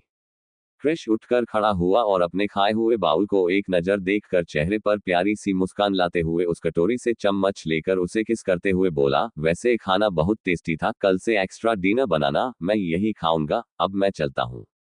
कहकर मुस्कुराते हुए उस चम्मच को लेकर वहां से चला गया। क्रिश के जाने से आशी मुंह बनाते हुए उसे देखती रह गई और कोसते हुए बोली, चोर कहीं का, चम्मच भी ले गया। तभी आशी को अपनी बॉडी में थोड़ा दर्द महसूस हुआ। उसने टी शर्ट के ऊपर से ही सीने को सहलाते हुए कहा, साइको कहीं का, मुझे कितना दर्द हो रहा है। इधर दूसरी तरफ क्रिश मुस्कुराते हुए उस चम्मच को देखते हुए अपनी कार में आकर बैठ गया। इस वक्त क्रिश के चेहरे पर वह मुस्कान इतनी प्यारी लग रही थी कि अगर कोई देखता तो हैरान हो जाता। हर वक्त कठोर चेहरा लेकर घूमते हुए इंसान के चेहरे पर यह प्यारी सी मुस्कान बहुत अच्छी लग रही थी। क्रिश कार में बैठकर लगातार उस चम्मच को देख रहा था, फिर अपना सर कार की बैक सीट पर टिकाकर अपनी आंखें बंद करके आशी को याद करने लगा। फायरफ्लाई, तुम बहुत मासूम हो और तुम्हारी यही मासूमियत मुझे तुम्हारी तरफ खींच रही है। यूं ही सोचते सोचते क्रिश अपने विला तक पहुंच गया। वह कार से निकलकर अपने कमरे में जाता है। क्रिश कमरे में आकर सीधा वॉशरूम जाता है और शावर के नीचे खड़ा हो जाता है। इस वक्त भी उसके हाथ में वह चम्मच थी जिसे आशी के लबों को छुआ था। शावर का ठंडा ठंडा पानी क्रिश के ऊपर गिर रहा था और आंखें बंद करते हुए उसे आशी का मासूम चेहरा नजर आने लगता है, जिसे याद करके उसके चेहरे पर एक हल्की सी मुस्कान थी। उसे आशी का केयर करना, उसका भोलापन और मासूम बातें याद आ रही थी, जिस तरह उसने कहा था कि खाली पेट नहीं सोना चाहिए वरना बुरे सपने आते हैं। तुम इतनी इनोसेंट क्यों हो फायरफ्लाई? तुम्हारी यह मासूमियत मुझे तुम्हारी तरफ खींचती है। मुझे नहीं पता तुमने मुझ पर क्या जादू कर दिया है, क्यों तुम्हारे करीब आकर मैं सॉफ्ट हो जाता हूँ। क्यों मेरा गुस्सा तुम्हें देखते ही छूमंतर हो जाता है। मुझे नहीं पता मैं अपनी इतनी इंपॉर्टेंट डील छोड़कर तुम्हारे पास दौड़ा हुआ क्यों चला आया। बस इतना जानता हूँ, मैं अब तुमसे दूर नहीं रह सकता। तुम्हारे करीब आकर मुझे तुम्हें छूने की चाहत होती है, ये जानने के बावजूद कि मैं एक पल में तुम्हें हासिल कर सकता हूँ। तुम्हारे साथ जबरदस्ती करने का जी नहीं चाहता, तुम्हें पाना चाहता हूँ लेकिन हट नहीं करना चाहता। मैं चाहता हूँ तुम मुझे खुद अपने करीब आने की इजाजत दो, और इस इंतजार में भी एक अलग ही मजा है। अब तुम्हारे अलावा किसी और को देखने का जी नहीं चाहता। यह सब सोचते हुए क्रिश शावर से बाहर निकल आया और क्लोजेट में जाकर अपनी नाइटी ड्रेस पहनी। क्रिश को इनसोम्निया है, मतलब नींद ना आने की बीमारी, इसलिए हमेशा की तरह वह बस अपनी आंखें बंद करके हैंडरेस्ट पर अपने सर को टिकाकर आशी के बारे में सोच रहा था। उसने आशी के साथ जो वक्त बिताया उसे याद कर रहा था। उसके खाने के स्वाद से लेकर आशी के होंठों के स्वाद तक, आशी की किस से लेकर उसकी सॉफ्ट बॉडी को टच करने तक, वो सब याद करके उसके चेहरे पर मुस्कान और दिल में गुदगुदी होने लगी थी। उसने ये सब अनगिनत लड़कियों के साथ कर रखा था, लेकिन इस तरह प्यार से नहीं। ये फीलिंग उसके लिए नई थी जिसे उसने पहली बार महसूस किया था। आशी के ख्यालों में क्रिश कुछ इस कदर खोया था कि उसे इस बात का एहसास ही नहीं हुआ कि कोई उसके कमरे में दाखिल हुआ है और उसे सीने पर हाथ रखे मुस्कुराते हुए देख रहा है। तभी अचानक उसे एक फोटो क्लिक होने की आवाज आई, जिसके एहसास से क्रिश ने झट से अपनी आंखें खोली और सामने खड़े इंसान को देखकर हैरान रह गया। उसके सामने रॉकी हाथ बांधे मुस्कुराता हुआ उसे ही देख रहा था। रॉकी, तुम कब यहाँ आए? कहते हुए क्रिश उठकर सीधा बैठता है। मैं तो यहाँ तब से खड़ा हूँ जब से तुम किसी को याद करके मन ही मन मुस्कुरा रहे थे। हैरानी वाली बात तो यह है कि एक बिल्ली के पैरों की आहट भी सुन लेने वाले इंसान को आज मेरे कदमों की आहट महसूस नहीं हुई। आखिर ऐसे किस खास इंसान के बारे में तुम सोच रहे हो जिसके आगे तुम्हें दुनियादारी की फिक्र नहीं है? कौन है वह लड़की? जरा मैं भी तो जानूं, जिसने मेरे भाई के ख्यालों पर अपना कब्जा किया हुआ है। कहते हुए रॉकी मुस्कुराता है और क्रिश के बगल में बेड पर बैठ जाता है। रॉकी की बात सुनकर क्रिश बात को संभालते हुए कहता है, व्हाट नॉनसेंस। कौन सी लड़की? तुझे कोई गलतफहमी हुई है मेरे भाई। मैं तो अपने बिजनेस के बारे में सोच रहा था। हाँ, झूठ मत बोल क्रिश, मैं सब जानता हूँ, मैंने तेरे बारे में सब पता लगा लिया है। तू अपने काम के सिलसिले में फ्लोरिडा गया था और वहां तेरे 5 दिनों के काम को 2 ही दिन में निपटा के वहां से सीधा किसी लड़की से मिलने गया। घंटों उसके साथ टाइम स्पेंड करके तू अब आया है। तुझे तो इस बात का भी ध्यान नहीं कि मैंने तुझे कितने कॉल किए, तूने रिप्लाई करना तो दूर, मेरी कॉल्स को देखा भी नहीं। अच्छा बता, आखिर ऐसी कौन सी लड़की है जो मेरे भाई के ख्यालों में हमारी जगह ले रही है? आखिर मुझे भी हक है अपनी भाभी के बारे में जानने का। आखिर कौन है वह जादूगरनी जिसने मेरे भाई पर जादू चला दिया है और पत्थर दिल को पिघला दिया है? हाय, जस्ट शट अप रॉकी, तू अपने ये फिल्मी डायलॉग मुझ पर मत चिपका, मैं खुद एक एक्टर हूँ। वैसे तू मुझ पे नजर रख रहा है, तेरी हिम्मत कैसे हुई? तू जानता है मुझे बिल्कुल पसंद नहीं कोई मेरा पीछा करे, क्रिश ने कठोर शब्दों से कहा। लेकिन रॉकी बिंदास होकर बोला, कम ऑन क्रिश, तू मेरा भाई है और तू अपना ये गुस्सा अपने लोगों पर दिखाना, मुझ पर नहीं। क्योंकि मैं तुझसे नहीं डरता। तू भाभी के बारे में मुझे नहीं बताना चाहता तो मत बता, ये तेरी पर्सनल लाइफ है, मैं इसमें इंटरफेयर नहीं करूंगा। लेकिन एक बात कह दूं, वह जो भी लड़की है उसे अपने गुस्से से दूर रखना। कहीं ऐसा ना हो वह तुझसे प्यार करने की जगह तुझसे नफरत करने लगे। लड़कियों को हैंडल करना थोड़ा मुश्किल होता है। तू अब तक किसी सीरियस रिलेशनशिप में नहीं पड़ा, लेकिन तेरे चेहरे की मुस्कान देखकर लग रहा है कि अब तुझे सच में प्यार हुआ है। तो वह जो कोई भी है, उसे प्यार से हैंडल करना। मैं नहीं चाहता तू अपने प्यार को अपने हाथों से हट करके खुद हट हो जाए। What nonsense! क्या बातें कर रहा है तू? हाँ, एक लड़की है और मुझे उसके करीब जाना अच्छा लगता है, लेकिन मुझे उससे प्यार नहीं है क्योंकि तू जानता है मुझे प्यार करना नहीं आता।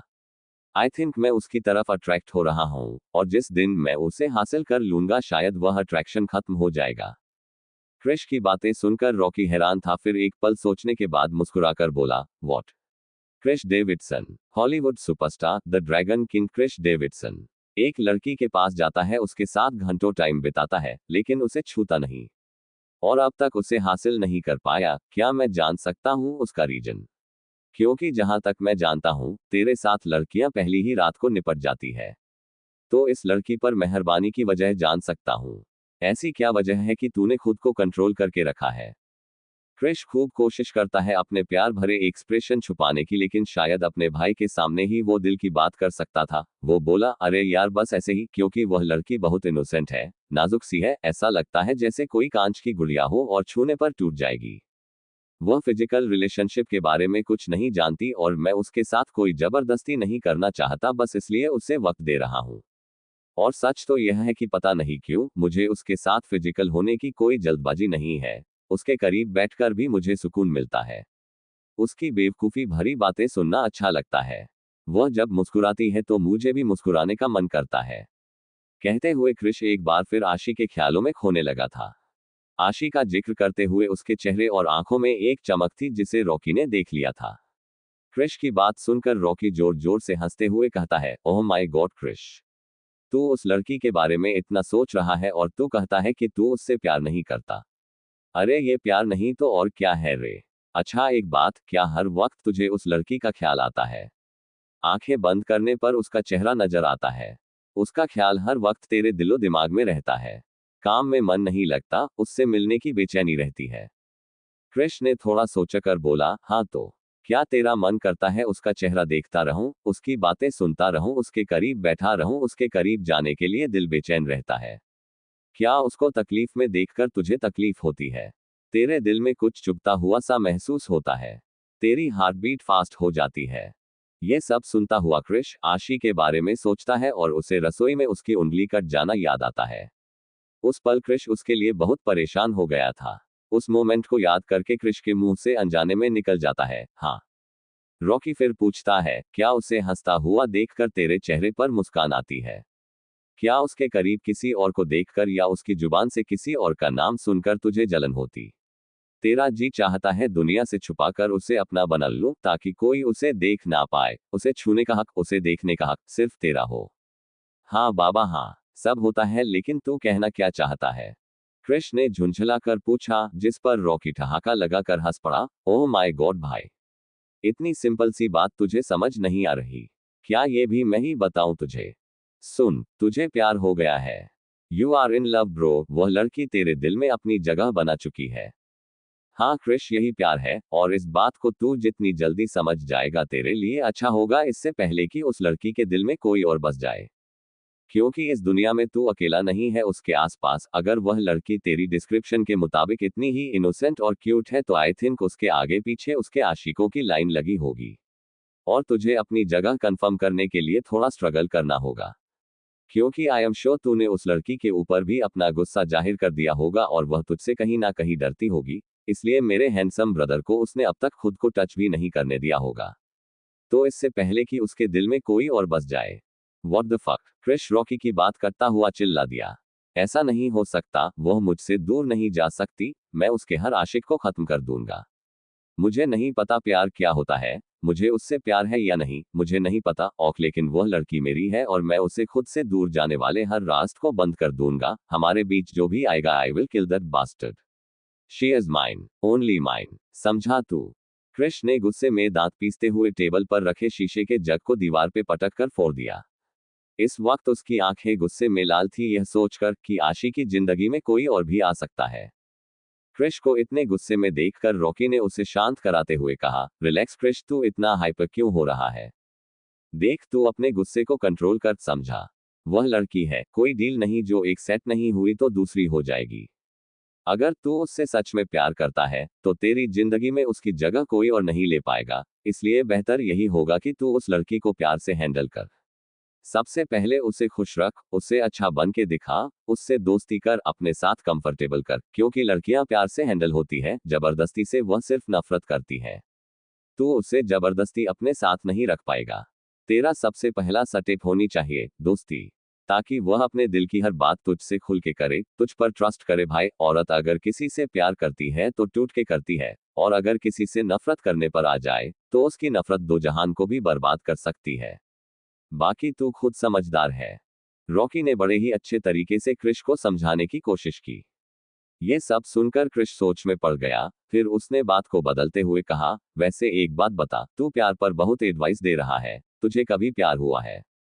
कहते हुए उसके चेहरे पर एक शरारत भरी मुस्कान थी। यह मुस्कान क्रिश के चेहरे पर सिर्फ भाइयों के साथ आती थी। इस सवाल पर रॉकी ब्लश करते हुए बोला, प्यार का तो पता नहीं भाई, लेकिन एक लड़की मुझे भी बहुत पसंद है। उसकी सादगी, उसकी मुस्कान, उसका मासूम चेहरा मुझे अपनी तरफ अट्रैक्ट करता है। पता है, वह बहुत काइंड हार्टेड है, बहुत सिंपल, और मैं लड़कियों के मामले में तेरी तरह नादान नहीं हूँ जो उसे डरा कर खुद से दूर करूं, इसलिए मैंने उस लड़की की तरफ अपना दोस्ती का हाथ बढ़ा दिया है और उसने एक्सेप्ट भी कर लिया है। व्हाट, तूने मुझे नादान कहा? तेरी इतनी हिम्मत? तू जानता है ना तू किससे बात कर रहा है? तेरी जगह ये शब्द किसी और ने इस्तेमाल किया होता तो अब तक उसकी जुबान कट चुकी होती, क्रिश ने कहा। तो रॉकी बोला, हाँ पता है, बहुत बड़ा माफिया किंग है तू, पर उससे पहले मेरा भाई है, इसलिए अपनी यह धौंस किसी और को दिखाना। कहते हुए रॉकी हंसने लगता है और क्रिश भी अपने भाई के साथ हंसने लगता है। वैसे कौन है ये लड़की जिसने मेरे भाई के दिल पर तीर चलाया है? मुझे बता, अगर वह तुझसे नहीं मानेगी तो बंदूक की नोक पर उठा लाऊंगा उसे अपने भाई के लिए, क्रिश ने बंदूक देखते हुए कहा। क्रिश की बात सुनकर रॉकी ने मुंह बनाते हुए कहा, बस बस भाई, मुझे ये जबरदस्ती वाला प्यार नहीं चाहिए। मैं अपने प्यार से उसे जीत लूंगा, उसके प्यार को हासिल करूंगा। तू अपना ये जबरदस्ती वाला प्यार अपने तक ही रख। बाय द वे, यह वही लड़की है मैंने तुझे बताया था ना, जो मेरे कॉन्सर्ट में मिली थी, जिसने मेरे साथ स्टेज शेयर किया था। अरे वही, जिसे मैंने समुद्र किनारे पहली बार देखा था, क्रिश ने याद करते हुए कहा। ओह, डेट इंडियन गर्ल, राइट? या राइट, बहुत स्वीट है। तुझे पता है, वह बहुत अच्छा खाना बनाती है। जिस दिन मैंने तुझे कॉल किया था और तू बिजी था, एक्चुअली मैं एक प्रॉब्लम में फंस गया था, तो उसने ही मेरी हेल्प की थी और इसी बहाने मुझे उसके घर जाने का मौका मिला। वो एक दोस्त के साथ रहती है, उसे अपने देश से बहुत प्यार है, इंग्लिश गाने नहीं सुनती, यहाँ तक कि मुझे पहचानती भी नहीं, उसे सिर्फ बॉलीवुड पसंद है। उसे वेस्टर्न ड्रेस और वेस्टर्न कल्चर पसंद नहीं है। अरे सबसे कमाल बात, वो बहुत अच्छा कथक डांस करती है। उसके लिए अब मैं भी कथक डांस सीखने की सोच रहा हूं ताकि उसे इम्प्रेस कर सकूं। रॉकी के मुंह से उस लड़की के सारे डिस्क्रिप्शन सुनकर एक पल के लिए क्रिश का दिल एक अनजान डर से घिर गया। उसके चेहरे की मुस्कान गायब हो गई और दिल जोरों से धड़कने लगा। उसका चेहरा अब डार्क होने लगा था।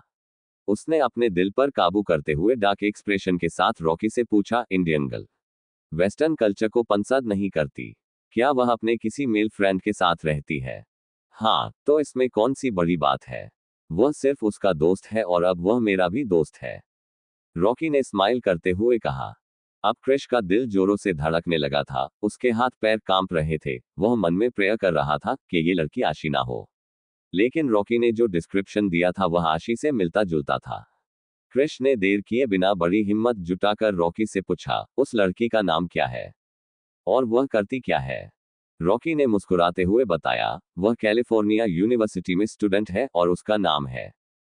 इधर क्रिश अपने कानों को खड़ा करके उस लड़की का नाम जानने के लिए तैयार था। उसके मन में सिर्फ यही बात थी कि वह आशी ना हो। रॉकी ने मुस्कुराते हुए बताया, उसका नाम उसकी तरह ही बहुत प्यारा है, उसका नाम है। तभी अचानक क्रिश के दरवाजे पर राका ने मे आई कम इन किंग कहकर दरवाजे से अंदर आने की इजाजत मांगी। दरवाजा खुला था, इसलिए राका दहलीज पर ही खड़ा था और अपने किंग के ऑर्डर का इंतजार कर रहा था। राका की आवाज सुनकर दोनों भाइयों की नजर दरवाजे पर गई। इससे पहले क्रिश कुछ कह पाता, रॉकी ने मुस्कुराते हुए कहा, ओह राका, तुम्हें अंदर आने के लिए इजाजत की जरूरत नहीं है, दरवाजा खुला है, अंदर आ जाओ और देखो क्रिश को प्यार हो गया है। रॉकी की बात सुनकर राका ने हैरान होते हुए झटके से क्रिश की तरफ देखा। ये बात उसके लिए किसी सदमे से कम नहीं थी, प्यार, और वह भी एक मॉन्स्टर को। राका की नजर जैसे ही क्रिश की नजरों से मिली, क्रिश की नजरों की तपिश अपने चेहरे पर बर्दाश्त कर उसने वापस अपनी आंखें नीचे कर ली। राका अब तक दरवाजे पर ही खड़ा था क्योंकि वह क्रिश के ऑर्डर के बिना वहां से हिल नहीं सकता था, चाहे ऑर्डर देने वाला कोई भी हो। रॉकी की बात सुनकर क्रिश ने घूर कर रॉकी को देखा और बोला, What the hell are you saying, Rocky? Do you think it's funny? तुम जानते हो मुझे ऐसा बचपना पसंद नहीं है। कहते हुए क्रिश के चेहरे के एक्सप्रेशन कठोर थे। क्रिश की बात सुनकर रॉकी ने अपना चेहरा नॉर्मल करते हुए कहा, सॉरी क्रिश, मुझे लगा राका को बताना चाहिए, वह हमारा दोस्त है। अगर तुम्हें बुरा लगा तो सॉरी। कहते हुए रॉकी ने अपना चेहरा मायूस कर लिया। क्रिश उसे कठोर एक्सप्रेशन के साथ देखते हुए कड़क आवाज में बोला, भले ही वह मेरा दोस्त है लेकिन इस वक्त वह ड्यूटी पर है और दोस्ती का मतलब यह नहीं कि बेवकूफी भरी हरकतें करे। जो बात जितनी जिसके लिए जानना जरूरी है वह उतना ही जाने तो अच्छा होगा। इसलिए खबरदार जो आज के बाद फालतू की बातें की। फिलहाल मुझे अपने बिजनेस के सिलसिले में कुछ डिस्कशन करना है, तू जा सकता है। क्रिश की कठोर बात सुनकर रॉकी मायूस चेहरा लेकर वहां से जाने लगा। राका भी तिरछी नजरों से रॉकी को जाते हुए देख रहा था, लेकिन क्रिश के आगे उसकी बोलने की हिम्मत नहीं थी। रॉकी के जाने के बाद क्रिश ने कठोर आवाज में राका से कहा, कम इन एंड टेल मी। काम हुआ। ऑर्डर पाकर राका ने दरवाजा बंद किया और क्रिश को बड़े ही खुफिया तरीके से बताया, यस किंग, सारा काम हो गया, डीलिंग हो गई, लेकिन एक प्रॉब्लम है। मुझे पता चला है कि कोई है जो हमारे धंधे पर नजर रख रहा है और हमारी गैंग में उसके कुछ लोग मिले हुए हैं, लेकिन वह कौन है अभी पता नहीं चला। अगर ऐसा है तो उसके बारे में पता करो और यह जानने की कोशिश करो कि हमारे बीच कौन गद्दार है। क्रिश ने कमांडिंग टोन में कहा, नाउ यू कैन गो। जी किंग। कहकर राका जैसे ही उस कमरे से बाहर निकलने को हुआ, क्रिश को कुछ याद आया। उसने राका को रोकते हुए कहा, स्टॉप एंड लिसन केयरफुली, मुझे किसी के बारे में पता लगाना है। क्रिश ने अपनी वॉच में टाइम देखा, इस वक्त सुबह के 5 बजे बज रहे थे। क्रिश ने राका से कहा, दोपहर 12 बजे तक का वक्त है तुम्हारे पास, मुझे पूरी इंफॉर्मेशन चाहिए। जी किंग, काम हो जाएगा। राका ने क्रिश को विश्वास दिलाया। गुड, और पिछली बार जो काम दिया था वह पूरा हुआ? उस लड़की के बैकग्राउंड के बारे में पता चला? क्रिश ने राका से पूछा। नो किंग, हमारे पास जो पिछली इंफॉर्मेशन थी हमें उतना ही पता चला कि वह लड़की अनाथ है। 5 साल की उम्र में वह उस अनाथ आश्रम में आई थी, उससे पहले की कोई भी इंफॉर्मेशन हमें नहीं मिली। ऐसा लग रहा है जैसे उसकी इंफॉर्मेशन को छुपाने के लिए बहुत काम किया गया है। कोई है जो नहीं चाहता कि उसके बारे में किसी को पता चले, और इस बात का पूरा डाउट है कि वह कोई पावरफुल इंसान है। वैसे वह इनोसेंट है, किसी की जासूस नहीं है, लेकिन उसका बैकग्राउंड क्लियर नहीं है, उसकी लाइफ में कुछ राज तो जरूर है। राका ने जवाब दिया। यह सुनकर क्रिश कुछ सोचने लगा, फिर एक लंबी गहरी सांस लेकर बोला, आई डोंट केयर राका। मुझे उस लड़की की हर डिटेल चाहिए, तुम लगे रहो, मुझे उसका पास जानना है। आखिर ऐसा कैसे हो सकता है, उसके माँ बाप नहीं है, भाई बहन नहीं है, और कोई उसका पास छुपाने की कोशिश कर रहा है। यह बहुत अजीब है, कोई उसका पास छुपाने की कोशिश क्यों करेगा? क्या उसके पास में कुछ ऐसा है जो उसकी लाइफ को इफेक्ट कर सकता है? और कोई इसे छुपाने में इतनी मेहनत क्यों करेगा? कुछ है जो आंखों के सामने है लेकिन समझ नहीं आ रहा। क्रिश ने एक और गहरी सांस लेकर कहा, ठीक है तुम जाओ, और फिलहाल मैंने तुम्हें जो काम दिया है मुझे वह दोपहर 12 बजे तक चाहिए, अभी तुम जाओ। क्रिश का ऑर्डर पाकर राका वहां से निकल गया। क्रिश बालकनी में जाकर आसमान को देखते हुए खुद से बोला, यह एक नई सुबह का आगाज है फायरफ्लाई, जो हमारे रास्तों को जोड़ने वाला है। आखिर ऐसा क्या है तुम्हारे पास्ट में जो छुपाया जा रहा है? मुझे तुम्हारे बारे में सब जानना है। आई होप कि तुम धोखेबाज ना हो, वरना तुम्हारे लिए अच्छा नहीं होगा। कहते हुए क्रिश के चेहरे पर कोई एक्सप्रेशन नहीं थे, लेकिन उसकी आंखें गंभीर थी, उसके आसपास का ऑरा ठंडा था। इधर दूसरी तरफ रॉकी क्रिश के कमरे से पैर पटकते हुए अपने कमरे में आया और मुंह बनाते हुए जोर से दरवाजे को बंद किया और खुद में बड़बड़ाते हुए बेड पर पेट के बल गिर गया और बोला, समझता क्या है अपने आप को? बहुत बड़ा माफिया है। अबे माफिया होगा अपने घर का, उसकी हिम्मत कैसे हुई मुझे बच्चा बोलने की? क्या मैं बेवकूफी भरी और बचकानी हरकतें करता हूँ? खुद तो जैसे बहुत बड़ा एडल्ट है। एडल्ट तो है ही, पूरे 28 साल का। धीरे धीरे बूढ़ा हो रहा है बेचारा। ये सब बुढ़ापे का असर ही है, ऊपर से अभी तक उसकी शादी नहीं हुई, दिमाग तो खराब होगा ही। उसे बेवकूफी भरी हरकतों की जरूरत है, आज जैसे मुस्कुरा रहा था ऐसी मुस्कान की जरूरत है। ओ गॉड प्लीज उसके चेहरे पर मुस्कान बनाए रखना। रॉकी फिर हाथ जोड़कर ऊपर देखते हुए कहता है, हे प्रभु, मेरे परमात्मा, मेरी तुमसे हाथ जोड़कर प्रार्थना है। ये क्रिश का बच्चा अपने आप को बहुत बड़ा एडल्ट और समझदार समझता है, मुझे बेवकूफ और बचकानी हरकतें करने वाला कहता है। मेरी दुआ है तुमसे, उसे एक ऐसी लड़की से प्यार हो जाए जो बचकानी हो, बेवकूफ, मासूम और भोली हो, जिसे क्रिश की पैम्परिंग की जरूरत पड़े। ओह मेरे यीशु, मैं ये दिन देखने के लिए बेकरार हूँ कि मेरा खड़ूस भाई उसे पैम्पर करता हुआ कैसा लगेगा। जो हमारे नखरे नहीं उठाना चाहता वह अपनी बीवी के नखरे उठाए, हमें अपने गुस्से से डराता रहता है। मेरे प्रभु, उसे ऐसी बीवी देना जिसके गुस्से से वो डरे, उसे एक बहुत ही स्वीट लड़की से प्यार कराना जिसके लिए वह कुछ भी करने के लिए तैयार हो, जिसे वह चाहकर भी तकलीफ में ना देख सके, जिसके आगे आते ही उसका सारा गुस्सा छूमंतर हो जाए, ताकि मेरा भाई सच में जीना सीख जाए। उसे ऐसी लड़की देना जो उसकी जिंदगी खुशहाल बना दे, खुशियों और मुस्कान से भर दे। और प्लीज उसकी जल्दी शादी करा दो भगवान, ताकि मैं भी शादी कर सकूं, वरना लोग क्या कहेंगे। बड़ा भाई कुंवारा है और छोटे ने शादी कर ली। इधर आशी के अपार्टमेंट में हमेशा की तरह तैयार होकर आशी कॉलेज के लिए निकल रही थी। आज उसने plain white anarkali suit with long sleeves, legging और मैचिंग दुपट्टा ले रखा था, जिसके चारों तरफ से गोटे का वर्क था और रेड हॉट शेप के प्रिंट छपे थे। आगे के थोड़े से बालों को ट्विस्ट करके उसने पीछे क्लिप से सेट कर रखा था और पीछे थोड़े से बालों को कली किया हुआ था। हमेशा की तरह हाथों में चूड़ियां, होठों पर लाइट पिंक लिप बाम, आंखों में काजल, कानों में सिंपल छोटे ईयररिंग। यही आशी का डेली मेकअप रूटीन था। वो सादगी में भी कहर लगती थी क्योंकि उसके चेहरे की मासूमियत ही उसका पूरा मेकअप कर देती थी। कॉलेज आकर वह अपने दोस्तों से मिली। दिन भर उसने क्लासेस अटेंड किए। हमेशा की तरह युवान खन्ना क्लास में लेट आया, लेकिन आशी ने उसे पूरी तरह से इग्नोर किया। वह आशी के पीछे दूसरी लाइन में बैठा और वहीं से आशी को देखकर मन ही मनाहे भरता रहा, क्यूटी अब और कितनी जान लोगी। हर दिन एक नई अदा दिखाती हो, दिल पर बिजलियां गिराने का इरादा है क्या। कहते हुए युवान खन्ना आशी को ही स्कैन कर रहा था।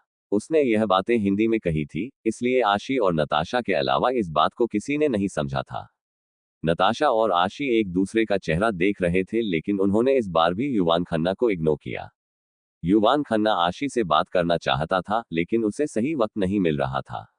क्लास खत्म होते ही लेक्चरर के जाने के बाद आशी और नताशा जल्दी से बाहर निकलने लगे। तभी युवान ने उनका रास्ता रोक लिया और आशी से पूछा, so cute girl, what have you thought about my proposal. बोलो, क्या फैसला है तुम्हारा, चलो अब जल्दी से हाँ बोल दो यार। युवान मन ही मन खुश था। उसे पूरी उम्मीद थी कि आशी उसे मना नहीं करेगी। आशी ने युवान की इस हरकत पर उसे आंख दिखाते हुए कहा, युवान, यह क्या बदतमीजी है, रास्ता छोड़ो मेरा। मैं तुमसे कोई बहस नहीं करना चाहती। मैं ऐसे कैसे तुम्हारा रास्ता छोड़ दूं क्यूटी, पहले मुझे जवाब तो दो। मैंने कल तुमसे कुछ पूछा था, मेरे प्रपोजल का जवाब दो, और जवाब हाँ में होना चाहिए, क्योंकि युवान खन्ना को ना सुनने की आदत नहीं है। युवान की बातों में धमकी साफ नजर आ रही थी और उसके चेहरे पर एक ईविल स्माइल थी। युवान की बात सुनकर आशी ने मुंह बनाते हुए कहा, मैंने अपना जवाब पहले ही तुम्हें दे दिया है। अगर तुम्हें बार बार एक ही जवाब सुनने का शौक है तो एक बार और सुन लो, मेरा जवाब ना है। मैं यहाँ पढ़ने आती हूँ, फालतू का टाइम पास करने नहीं। मुझे तुम में कोई इंटरेस्ट नहीं है। अच्छा होगा तुम अपने लिए कोई और लड़की ढूंढ लो। आई थिंक तुम्हें तुम्हारा जवाब मिल गया, और इस जवाब को अपने दिमाग में अच्छे से बैठा लो, क्योंकि मैं भी एक ही बात को बार बार दोहराने का शौक नहीं रखती। अब मेरा रास्ता छोड़ो, मुझे लेट हो रहा है। कहते हुए आशी बिना युवान की कोई बात सुने नताशा का हाथ पकड़कर वहां से निकल जाती है। उसके पीछे पीछे कैथी और जॉश भी निकल जाते हैं। पीछे से युवान गुस्से में दांत पीसता हुआ रह जाता है और अपने आप से कहता है, आज तक किसी ने मुझे रिजेक्ट नहीं किया। यह तुम्हारी पहली और आखिरी गलती होनी चाहिए क्यूटी। मैं तुम्हें एक और मौका दूंगा, क्योंकि मुझे तुम में कुछ ज्यादा ही इंटरेस्ट है। तुम जितना मुझे मना करोगी, तुम्हें पाने के लिए मेरा जुनून उतना ही बढ़ता जाएगा। अच्छा होगा तुम प्यार से मेरी बातें मान लो, वरना तुम मुझे जबरदस्ती करने पर मजबूर कर दोगी। युवान खन्ना ने अगर किसी चीज को पाने की ठान ली तो वह चीज उसे मिलकर ही रहती है, नहीं तो मैं उसे बर्बाद कर देता हूँ। कहते हुए युवान खन्ना के चेहरे पर एक शातिर मुस्कान थी। कॉलेज के बाहर आशी अपने बाकी दोस्तों से मिलती है। अथर्व ये जानकर बहुत खुश था कि आशी ने साफ साफ युवान खन्ना को मना कर दिया। अथर्व ने एक बार फिर आशी को संभल कर रहने के लिए कहा, क्योंकि वह जानता है युवान खन्ना कितना घटिया इंसान है। आशी ने भी मुस्कुराकर अथर्व से कहा, आप चिंता मत कीजिए भैया, मैं इतनी भी कमजोर नहीं हूँ। मुझे नहीं पता युवान खन्ना मुझसे क्या चाहता है, लेकिन अगर आपने मुझे उससे दूर रहने के लिए कहा है तो मैं आपकी बात जरूर मानूंगी। इतना कहकर वह लोग पढ़ाई के बारे में डिस्कस करने लगे। शाम होने पर सभी अपने अपने घर के लिए निकल गए। आशी भी अपनी पार्ट टाइम जॉब के लिए कैफे के लिए निकल गई। हमेशा की तरह शाम को वह जॉब से वापस आई। इस वक्त रात के लगभग 9 बजे बज रहे थे। उसने जब तक डिनर तैयार किया, समर भी अपनी पार्ट टाइम जॉब से आ चुका था। दोनों ने साथ मिलकर डिनर किया और डांस की प्रैक्टिस भी की, क्योंकि कल ही डांस कंपटीशन है। आशी रह रहकर घड़ी के ऊपर टाइम देख रही थी, क्योंकि क्रिश ने कहा था वह आने वाला है। कहीं ना कहीं उसे क्रिश से डर लग रहा था। रात के 10 बजे से लेकर 12:30 बजे तक दोनों ने प्रैक्टिस की। आशी जानती थी कि अब क्रिश के आने का टाइम हो गया है, इसलिए वह कोई रिस्क नहीं लेना चाहती थी। समर से वह आराम करने के लिए कहकर अपने कमरे में चली गई। रात के लगभग 1:30 बजे आशी के कमरे में क्रिश दाखिल हुआ। उसके हाथ में कुछ सामान था जिसे उसने टेबल पर रखा और उसकी नजर मासूम सी सोती हुई आशी पर पड़ी, जो दुनिया भर की मासूमियत लिए तकिए के अंदर मुंह घुसाकर सोई थी। उसके चेहरे पर छोटे छोटे बाल बिखरे हुए थे। आज उसने कुत्ते बिल्ली के प्रिंट वाली लॉन्ग टी शर्ट और लॉन्ग पजामा पहन रखा था। हमेशा की तरह सोते वक्त टी शर्ट के अंदर कुछ भी नहीं पहना था। ब्लैंकेट को लात मारकर नीचे गिरा दिया था और अपना एक पैर दूसरे तकिए के ऊपर रखकर बिल्कुल किसी मासूम बच्चे की तरह अस्त व्यस्त हालत में सोई हुई थी। क्रिश आशी के बगल में बैठकर एकटक उसकी मासूमियत को निहार रहा था। फिर उसके बालों को उसके कानों के पीछे करते हुए अपने आप से बोला, Firefly, how can someone be so innocent. ना जाने क्यों तुमसे मिले बिना चैन नहीं आता। अब तो जी करता है तुम्हें अपने पास कैद कर लूं और तुम्हारी इस जगमगाहट को हर पल देखूं। फिर कुछ सोचकर खुद को रोक लेता हूँ, लेकिन कब तक रोक सकता हूँ नहीं जानता। बस इतना जानता हूँ कि जब तक खुद को काबू कर रहा हूँ, तुम आजाद हो। कहते हुए क्रिश झुककर आशी के गाल पर एक सॉफ्ट सा किस करता है। आशी सोई हुई थी, इसलिए उसने उसे डिस्टर्ब नहीं किया। वो उसे हक करके उसकी बगल में ही लेट गया और उसके चेहरे को देखता रहा। आशी को देखते देखते कब उसकी आंख लग गई उसे पता ही नहीं चला। सुबह 5 बजे हमेशा की तरह आशी की आंख खुली। अचानक उसे महसूस हुआ कि उसे किसी ने जकड़ रखा है। उसने एक नजर खुद को देखा तो महसूस किया कि क्रिश उसे अपनी बाहों में जकड़कर बगल में ही सोया हुआ है। क्रिश को देखकर आशी की आंखें हैरानी से बड़ी हो गई। फिर उसने चिढ़ते हुए अपने आप से कहा, ये साइको रोज रोज यहाँ क्यों आ जाता है? इसके घर में बिस्तर नहीं है क्या? चोर कहीं का, मेरी चम्मच भी चुरा ले गया। आशी ने धीरे से उठने की कोशिश की, लेकिन आशी के हिलने से क्रिश की नींद टूट गई। आशी जैसे ही उठने को हुई, क्रिश ने अपनी पकड़ उसकी कमर पर और मजबूत करते हुए कहा, try not to move firefly, मैं अभी और सोना चाहता हूँ। क्रिश की बात सुनकर आशी ने चिढ़ते हुए कहा, हाँ तो तुम्हें सोना है तो अपने घर जाकर सो ना, यहाँ क्यों सो रहे हो? सुबह के 5 बजे बज गए। समर के भी उठने का वक्त हो गया है। इससे पहले कि वह तुम्हें देख ले, तुम यहाँ से जाओ। आशी की बात सुनकर क्रिश झटके से उठकर उसके ऊपर आ गया। आशी डर के मारे वापस बिस्तर पर लेट गई और डर में आंखें बड़ी करके क्रिश के चेहरे को देखने लगी। क्रिश उसके ऊपर बेंड होते हुए गुस्से में आशी को घूरते हुए बोला, अब तुम मुझे बताओगी कि मुझे यहाँ कब आना चाहिए और कब जाना चाहिए? मैं कहीं नहीं जाऊंगा, मुझे तुम्हारे दोस्त से डर नहीं लगता। वह तो मुझे भी पता है, लेकिन मुझे तो समर से डर लगता है ना जी। वह पूछेगा तुम कौन हो तो मैं क्या कहूंगी? आशी की बात सुनकर क्रिश अपने चेहरे पर एक तिरछी स्माइल लेकर बोला, तुम्हें नहीं पता मैं कौन हूं? यह तो तुम ही सोचो कि तुम उसे क्या जवाब दोगी। वह मेरी प्रॉब्लम नहीं है। क्रिश आशी के ऊपर पूरा बेंड हुआ था। आशी ने हिचकिचाते हुए कहा, तुम्हें यहाँ रहना है तो रहो, मैं चली। मुझे फ्रेंच होना है, कॉलेज जाना है, आज मेरा डांस कंपटीशन है, प्लीज मुझे जाने दो। आशी की बात सुनकर क्रिश ने उसकी आंखों में देखते हुए पूछा, डांस कंपटीशन? तुमने इसके बारे में मुझे बताया क्यों नहीं? आशी ने डर के मारे अपने निचले होठों को काटते हुए मासूमियत से कहा, तुमने पूछा ही नहीं, अब तो तुम्हें पता चल गया ना, तो मुझे जाने दो। कहते हुए आशी क्रिश के सीने पर हाथ रखकर खुद से दूर करने की कोशिश करने लगी। आशी की यह हरकत क्रिश को बिल्कुल पसंद नहीं आई। उसने आशी के हाथों को पकड़ लिया और उससे थोड़ा दूर होकर आशी को झटके से खींचकर अपनी गोद में बिठा लिया। क्रिश की मूव इतनी फास्ट थी कि आशी हैरानी से उसे देखती रह गई। अगले ही पल उसने क्रिश को घूर कर देखते हुए कहा, यह क्या हरकत है तुम्हारी? छोड़ो मुझे, मुझे जाना है। क्रिश अपनी पकड़ आशी की कमर पर मजबूत करते हुए बोला, शट अप फायरफ्लाई, चुपचाप बैठी रहो। मैंने तुम्हें रात को डिस्टर्ब नहीं किया, मुझे तुमसे बात करनी है। अगर हिलने की कोशिश की तो मुझसे बुरा कोई नहीं होगा। क्रिश की बात सुनकर आशी कुछ नहीं कह पाती और मन मार कर रह जाती है। क्रिश ने आशी से पूछा, तो तुम कंपटीशन में भाग लेने वाली हो, मैं पूछ सकता हूँ क्यों? क्रिश की बात सुनकर आशी पहले उसे हैरानी से देखती है, फिर उसे जवाब देती है, ये कैसा सवाल हुआ कि मैं कंपटीशन में भाग क्यों ले रही हूँ? अरे डांस मेरा पैशन है और इनाम में पूरे 3 साल की स्कॉलरशिप मिल रही है। $2000 मिल रहे हैं, यह क्या कम है? मेरी पूरी पढ़ाई का खर्च निकल सकता है। आशी की बात सुनकर क्रिश अपने हाथों से उसकी कमर को सहलाते हुए बोला, इसका मतलब तुम्हें स्कॉलरशिप चाहिए और तुम्हें पैसों की भी जरूरत है। अगर मैं तुमसे ये कहूं कि मैं लाइफ टाइम तुम्हारे एक्सपेंसेस उठाऊंगा तो? क्रिश की बात सुनकर आशी ने पहले एक नज़र उसे हैरानी से देखा और फिर हंसते हुए बोली, तुम मेरे एक्सपेंसेस उठाओगे? मुझे चोर के पैसे नहीं चाहिए। अपने खर्चे तो संभल नहीं रहे तुमसे, और तुम मेरे खर्चा उठाओगे? आए बड़े, और वैसे भी तुम मेरा खर्चा क्यों उठाओगे? तुम मेरे लगते क्या हो? आशी की बात सुनकर क्रिश ने गुस्से से उसे घूरते हुए कहा, शट अप, कितनी बार कहा है तुमसे, मैं चोर नहीं हूँ, और मैं तुम्हारे खर्चे इसलिए उठाना चाहता हूँ क्योंकि तुम मेरी फायरफ्लाई हो। क्रिश की बात सुनकर आशी ने उसे टोकते हुए कहा, एक सेकंड, पहले मैं क्लियर कर दूं, मैं कोई फायरफ्लाई नहीं हूं। मेरा नाम आशी है, जिसका मतलब होता है दूसरों की लाइफ में खुशियां लाने वाली। मेरा इतना अच्छा नाम है, तुम मुझे इसी नाम से बुलाओ। कहते हुए आशी ने मासूमियत से अपने गाल फुला लिए। वो क्रिश की गोद में बैठी थी, दोनों का चेहरा एक दूसरे के सामने था और दोनों का सीना रह रहकर एक दूसरे से टकरा रहा था और क्रिश को हल्का हल्का गुदगुदा रहा था। आशी का मासूम चेहरा देखकर क्रिश के चेहरे पर एक मुस्कान आई, लेकिन अगले ही पल वह मुस्कान चली गई और उसने आशी से कहा, तुम्हारा नाम चाहे जो कुछ भी हो, तुम मेरे लिए मेरी फायरफ्लाई हो। और अब तुम्हें अपनी पढ़ाई की चिंता करने की जरूरत नहीं है, तुम्हारी पढ़ाई की जिम्मेदारी मेरी है। अच्छा, मैं इस एहसान की वजह जान सकती हूँ? एक चोर मेरी हेल्प क्यों करना चाहता है? और मैं तुम्हें क्लियर कर दूं, मैं किसी का भी एहसान नहीं लेती। मैंने अपने बलबूते पर खुद को संभालने की जिम्मेदारी ली है, मुझे जिनकी जरूरत थी वह इस दुनिया में नहीं है, और अब मैं फालतू के रिश्ते बनाना नहीं चाहती, इसलिए अपना यह एहसान अपने पास रखो। आशी की बात सुनकर क्रिश उसे गुस्से में घूरते हुए बोला, फायरफ्लाई, तुम्हारी जुबान कुछ ज्यादा ही नहीं चल रही है।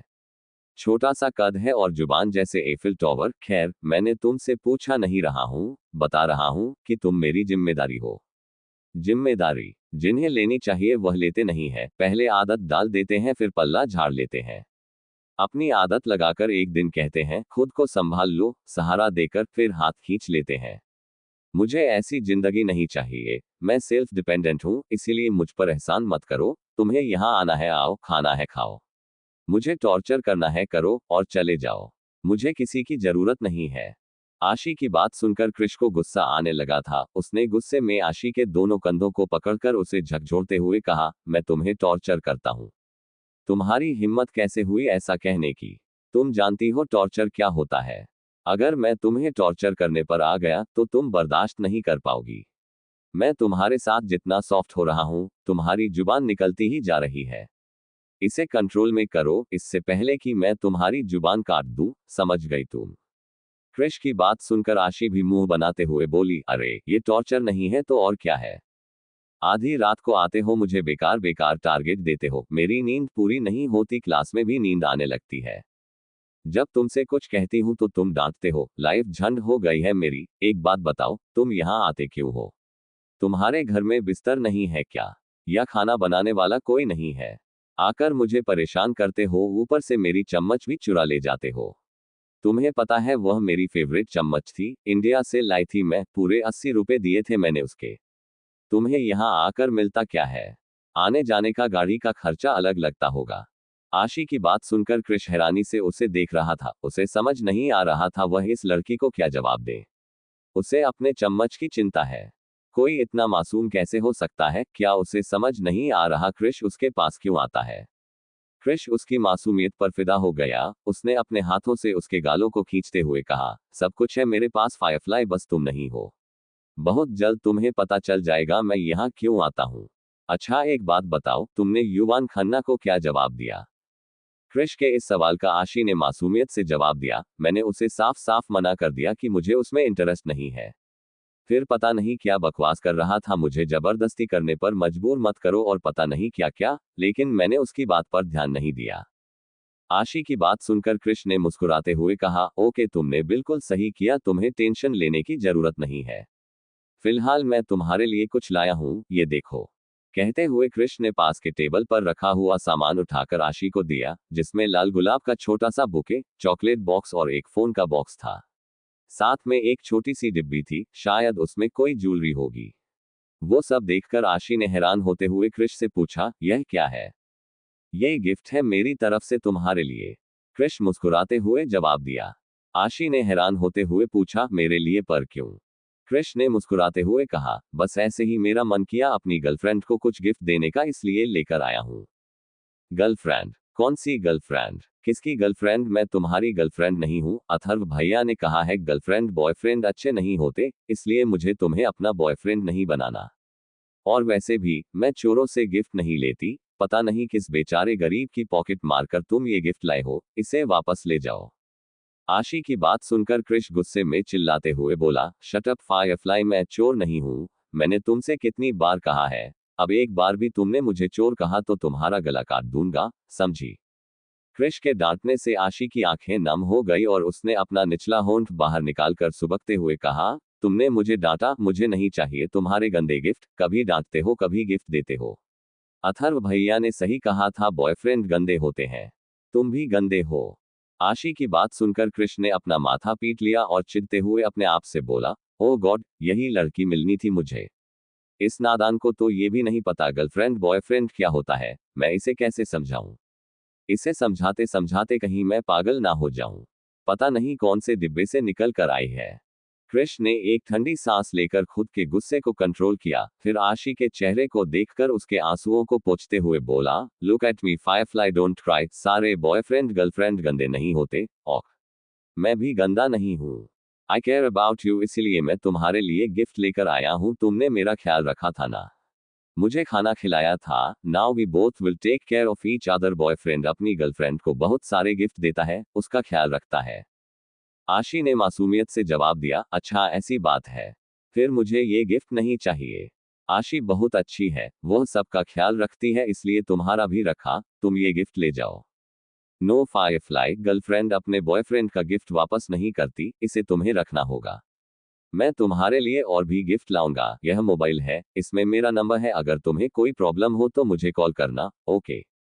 और यह चॉकलेट भी तुम्हारे लिए है। कहते हुए कृष छोटी डिब्बी में से एक लॉकेट निकालकर आशी को पहनाते हुए बोला, इस लॉकेट को खुद से दूर मत करना, ये तुम्हारा ख्याल रखेगा। ख्याल रखेगा? कान्हा जी की तरह? आशी ने हैरानी से कहा, तो कृष भी हैरान हुआ, कान्हा जी? कौन कान्हा जी? यह सुनकर आशी ने मासूमियत से अपना माथा पीटते हुए कहा, अरे तुम कान्हा जी को नहीं जानते? कान्हा जी भगवान कृष्ण, बांसुरी वाले। वह हमेशा मेरी रक्षा करते हैं। बाबा ने कहा है, वह जिसकी रखवाली करते हैं उसका कोई बाल भी बांका नहीं कर सकता। ये देखो, ये है कान्हा जी। कहकर आशी ने अपने गले में पहना हुआ कान्हा जी का लॉकेट कृष को दिखाया और कहा, क्या तुम्हारा ये लॉकेट कान्हा जी की तरह मेरी रक्षा करेगा? ये सुनकर कृष ने मुस्कुराते हुए अपना सर हाँ में हिलाते हुए कहा, हाँ, ये लॉकेट तुम्हारे कान्हा जी की तरह तुम्हारी रक्षा करेगा, इसीलिए इसे खुद से दूर मत करना, ओके? ठीक है, आशी ने मुस्कुराकर जवाब दिया। आशी की मासूमियत देखकर कृष ने आशी से पूछा, मैंने तुम्हें गिफ्ट दिए, क्या तुम मुझे कुछ नहीं दोगी? मैं तुम्हें क्या दूं? आशी ने पूछा। तुम मुझे कुछ मत दो, मैं खुद ले लेता हूं। कहकर कृष ने आशी के होठों को अपने होठों में कैद कर लिया और उसे बहुत ही प्यार से चूमने लगा। ना जाने क्यों इस बार आशी ने भी कृष को नहीं रोका।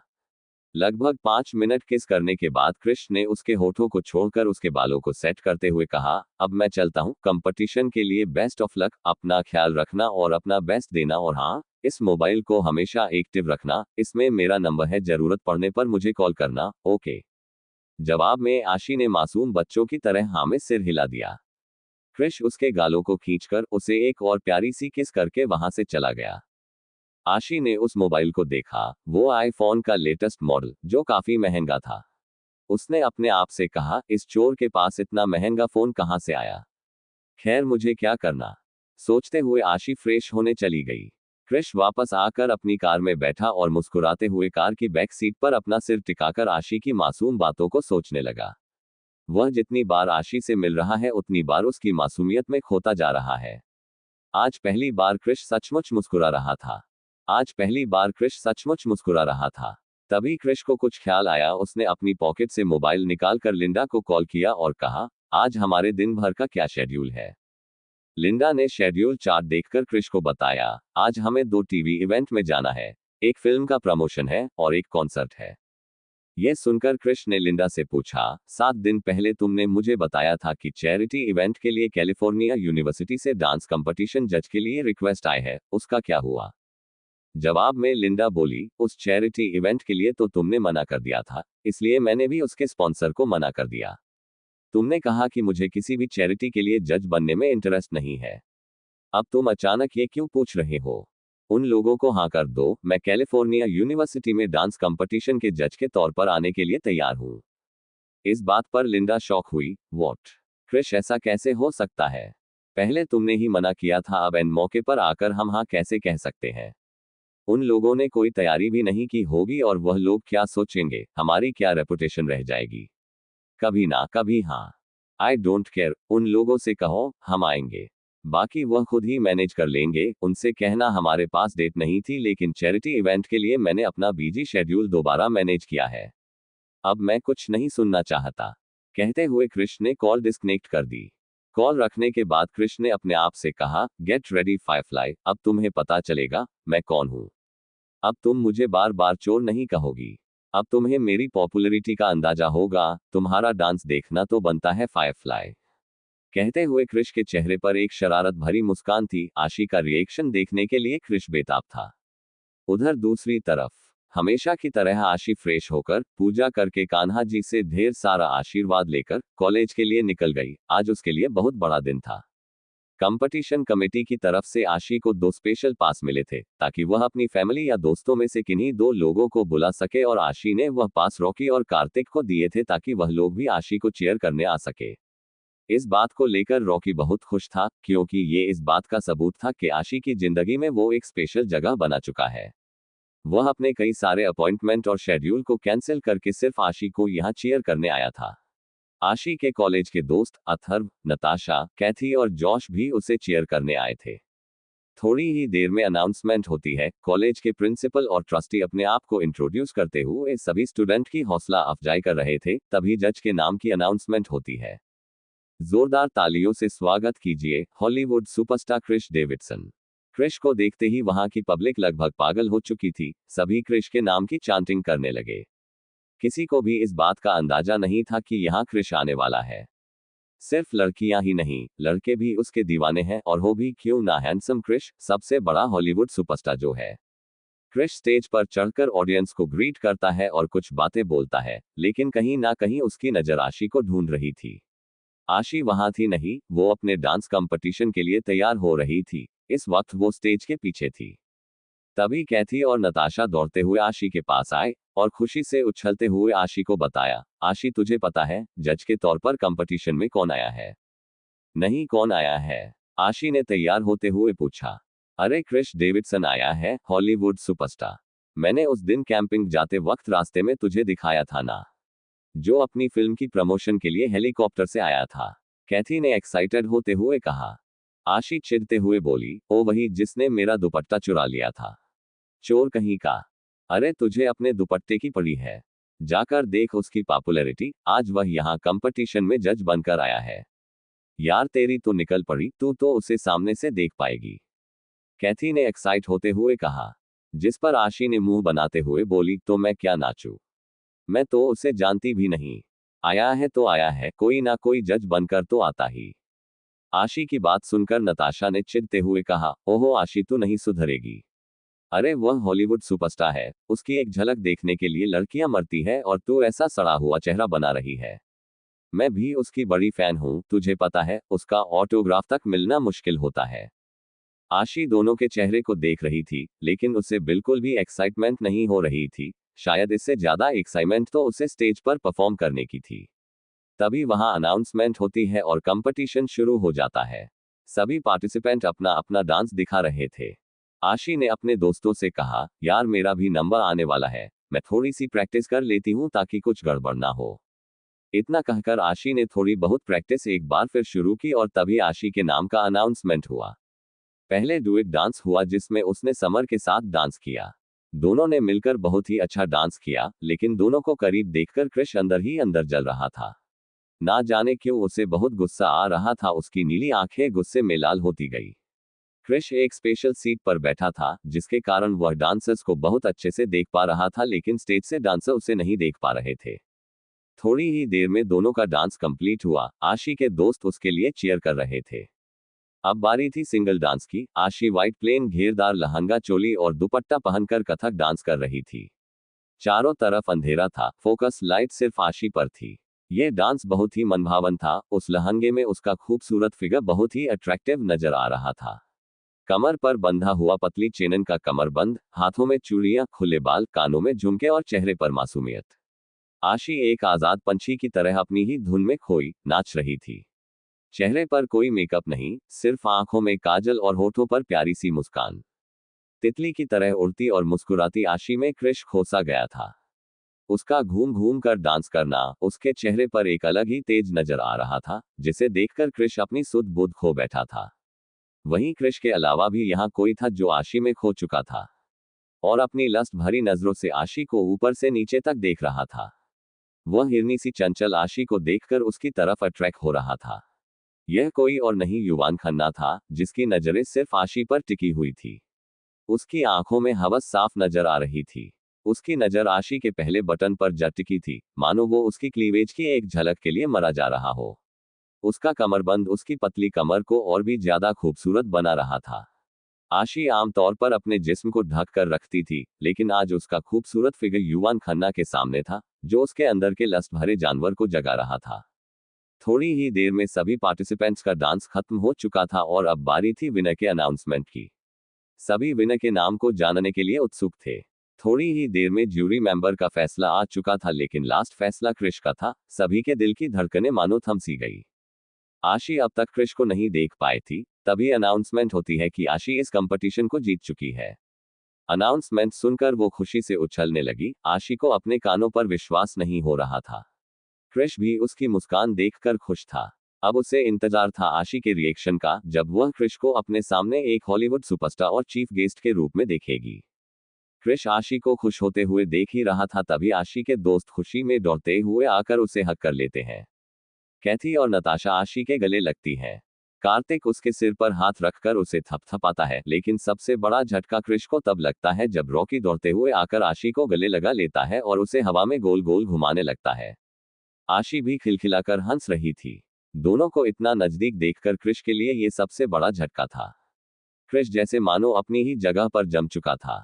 उसके पैरों तले किसी ने जमीन खींच ली थी। उसकी आंखों के सामने मानो जैसे अंधेरा छा चुका था। तभी अचानक वहां तालियों की गड़गड़ाहट सुनाई देती है और क्रिश अपने होश में आता है। क्रिश, जो अब तक ये नहीं समझ पाया रॉकी आशी को कैसे पहचानता है, लेकिन ना जाने क्यों उसके दिल में एक अजीब सा डर आने लगा। उसने किसी तरह खुद को संभाला। अब सभी को ट्रॉफी बांटने की बारी थी।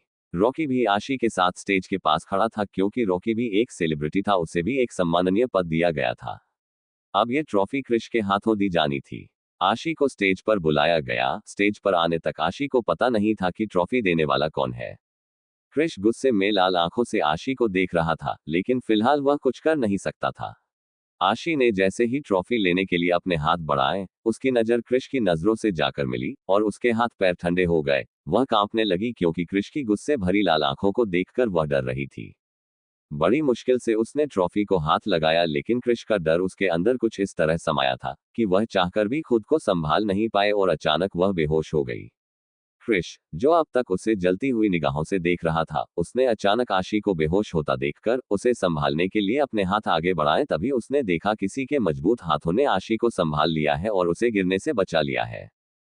क्रिश ने जब अपनी निगाहों से उन हाथों का पीछा किया तो हैरान रह गया। वो कोई और नहीं, उसका अपना भाई रॉकी था। इससे पहले क्रिश कुछ समझ पाता, रॉकी परेशान होते हुए आशी के गालों को थपथपाते हुए बोला, हे आशी उठो, क्या हुआ तुम्हें? होश में आओ आशी। आसपास स्टेज पर जितने भी लोग थे सब परेशान हो गए। आशी के दोस्त भी उसे देखने जल्दी से स्टेज पर आए। तभी रॉकी ने सबसे कहा, शायद थकान के कारण बेहोश हो गई है, हमें इसे मेडिकल रूम में ले जाना होगा। कहते हुए रॉकी किसी हीरो की तरह आशी को अपनी गोद में उठाकर मेडिकल के रूम की तरफ दौड़ गया। क्रिश अब तक हक्का बक्का वही खड़ा रह गया। उसे समझ नहीं आया रॉकी आशी को कैसे जानता है। कॉलेज कमेटी ने मामले को संभाला। कंपटीशन में अक्सर पार्टिसिपेंट्स बेहोश हो जाते हैं, इसलिए यह कोई बड़ी बात नहीं थी। लेकिन क्रिश का सारा ध्यान आशी और रॉकी की तरफ था और उसके दिमाग में कई सारे सवाल घूम रहे थे। कहीं ना कहीं उसका दिमाग इस सवाल के जवाब को जानता था, लेकिन दिल मानने को तैयार नहीं था। क्रिश बिना एक पल रुके मेडिकल हॉल की तरफ निकल गया। इधर दूसरी तरफ रॉकी आशी को मेडिकल रूम में लेटा कर बाहर इंतजार कर रहा था। अंदर डॉक्टर आशी को चेक कर रही थी। रॉकी के साथ आशी के दोस्त भी थे। तभी वहां क्रिश आया। क्रिश को देखकर सभी लोग बहुत खुश हुए। कैथी और नताशा क्रिश के पास उसका ऑटोग्राफ लेने आए। तभी क्रिश ने हाथ दिखाकर उन्हें अपने करीब आने से रोक दिया और रॉकी का हाथ पकड़कर उसे अपने साथ खींचते हुए एक साइड ले गया। क्रिश को देखकर आसपास और भी स्टूडेंट उसके करीब आना चाहते थे, लेकिन क्रिश के गार्ड्स ने सबक रोका हुआ था। क्रिश ने गुस्से में लाल आंखों से रॉकी को घूरते हुए कहा, वह लड़की कौन थी? तुम उसके लिए इतना परेशान क्यों हो रहे थे? क्या लगती है वह लड़की तुम्हारी? क्रिश की बात सुनकर रॉकी ने उसे शांत करते हुए कहा, रिलैक्स ब्रो, यह वह लड़की है जो। क्रिश की झुंझलाहट को संभालते रॉकी ने उसे शांत करते हुए कहा, रिलैक्स ब्रो, यह वह लड़की है जिसके बारे में मैंने तुझे पहले बताया था, that Indian girl, my crush, याद आया? इसका नाम आशी है, स्वीट है ना? बहुत ही टैलेंटेड और केयरिंग है। फिलहाल तो सिर्फ मेरी दोस्त है, लेकिन बहुत जल्द मैं अपनी फीलिंग उसके सामने कन्फेस करूंगा। रॉकी के मुंह से यह जानने के बाद कि आशी वही लड़की है, क्रिश हैरान रह गया।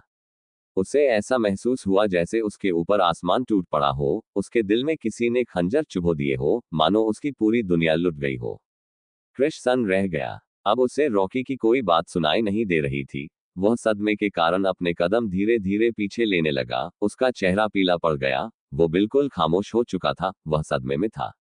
और रॉकी मुस्कुराते हुए अपने दिल की बात दूसरी तरफ मुंह करके कहता जा रहा था। क्रिश के चेहरे के एक्सप्रेशन देखने लायक थे। ये वही डर था जो रह रह के क्रिश के दिल में आता था। रॉकी की बात सुनकर उसका दिल बार बार यही कहता था कि आशी वह लड़की ना हो। क्योंकि क्रिश सारी दुनिया से लड़ सकता था, लेकिन अपने भाई से कैसे? वह अपने कदमों को धीरे धीरे पीछे ले रहा था। उसकी आंखें गुस्से में लाल हो रही थी। चेहरे पर कई सारे इमोशन थे। एक दर्द था जो वह किसी को दिखा नहीं सकता था। पीछे होते होते अचानक क्रिश एक पिलर से टकराया, तब जाकर वह अपने सेंस में आया। तभी उसने बेचैनी से अपनी नजर घुमाकर देखा। आसपास सैकड़ों की भीड़ में पब्लिक थी, लेकिन इस भीड़ में भी वह खुद को अकेला महसूस करने लगा। उसने बिना एक पल गवाए अपने कदम तेजी से उस कॉलेज के बाहर निकाले और ड्राइवर को धक्का देकर कार से बाहर निकाल दिया। क्रिश खुद ड्राइविंग सीट पर बैठकर कार को फुल स्पीड में सड़क पर दौड़ाने लगा। उसे नहीं पता था कि वह कहां जा रहा है, बस वह चलता जा रहा था। रह रहकर उसकी आंखों के सामने आशी का मासूम चेहरा, उसकी मुस्कुराना और चंचल आंखें नजर आ रही थी। उसका होठ भींच कर रोना, उसके गालों पर पड़ने वाले डिंपल और मुंह बना बनाकर बात करना। क्रिश के लिए खाना बनाना और यह कहना कि रात को भूखे पेट नहीं सोते, और आशी का क्रिश को अपने हाथों से खिलाना। ये सारे सीन क्रिश की आंखों के सामने किसी फिल्म की रील की तरह चल रहा थे। अचानक उसकी नजरों के सामने क्रिश और आशी की पहली मुलाकात आने लगी, जब वह जंगल में फायरफ्लाई के साथ खेल रही थी। जब वह छोटे छोटे जुगनू के बीच एक बड़ा जुगनू लग रही थी। जब उसे देखते ही क्रिश की सांसें थम गई थी। फिर क्रिश की मदद करना, उसके जख्मों पर मरहम लगाना, वो सब याद करते हुए क्रिश ने गाड़ी की स्पीड और बढ़ा दी। वह अपने दिल की बेचैनी को कंट्रोल करने की कोशिश कर रहा था, लेकिन कर नहीं पा रहा था। उसके दिल में अचानक बहुत सारे शीशे टूट रहे थे, जिनकी चुभन उसकी आंखों में नजर आ रही थी। उसे ऐसा लग रहा था उसका कलेजा फटकर बाहर आ जाएगा। इधर दूसरी तरफ क्रिश के गार्ड्स को पता चल चुका था कि क्रिश बिना सिक्योरिटी अकेले कार लेकर निकला है। उसकी टीम में अफरा तफरी मच गई। ये खबर तुरंत ही राका को मिली। राका गुस्से से सिक्योरिटी टीम पर चिल्लाते हुए बोला, आखिर तुम लोग कर क्या रहे थे? मैं कुछ नहीं जानता, मुझे बॉस सही सलामत चाहिए। पता लगाओ वो कहाँ है, वरना सभी को गोलियों से भून दूंगा। राका क्रिश की सिक्योरिटी को लेकर परेशान था और वह क्रिश को किसी भी हालत में ढूंढने के लिए अपनी एड़ी चोटी का जोर लगा रहा था। इधर आशी को होश आया। डॉक्टर ने बताया गर्मी और एक्सर्शन के कारण उसे बेहोशी छाई थी। थोड़ा बहुत जूस और दवाई के बाद आशी खुद को फ्रेश महसूस कर रही थी। अब तक आशी को पता चल चुका था क्रिश कोई आम इंसान नहीं बल्कि एक हॉलीवुड सुपरस्टार है, लेकिन आशी ने समझदारी दिखाते हुए क्रिश की आइडेंटिटी के बारे में किसी से बात नहीं की। रॉकी और आशी के सभी दोस्त आशी का हाल चाल पूछ रहे थे। तभी कैथी ने रॉकी से कहा, मिस्टर रॉकी, क्रिश डेविडसन आपके भाई हैं। मुझे बहुत खुशी है कि मैं आपसे और क्रिश डेविडसन से मिली, पर उनका ऑटोग्राफ नहीं ले पाए, इस बात का दुख है। यह सुनकर आशी हैरान होते हुए बोली, क्या क्रिश डेविडसन रॉकी के भाई हैं? यह सुनकर रॉकी ने मुस्कुराते हुए बताया, हाँ, वह मुझसे 3 साल बड़ा है। मैं एक सिंगर और पॉप स्टार हूँ, लेकिन मेरा भाई एक हॉलीवुड एक्टर है, पूरे अमेरिका में उसके फैन है। अब आशी मन ही मन डर रही थी, क्योंकि उसने क्रिश की गुस्से भरी लाल आंखों को देखा था। वह उसके गुस्से का कारण नहीं जानती थी, पर इतना जानती थी कि क्रिश उसी पर गुस्सा है।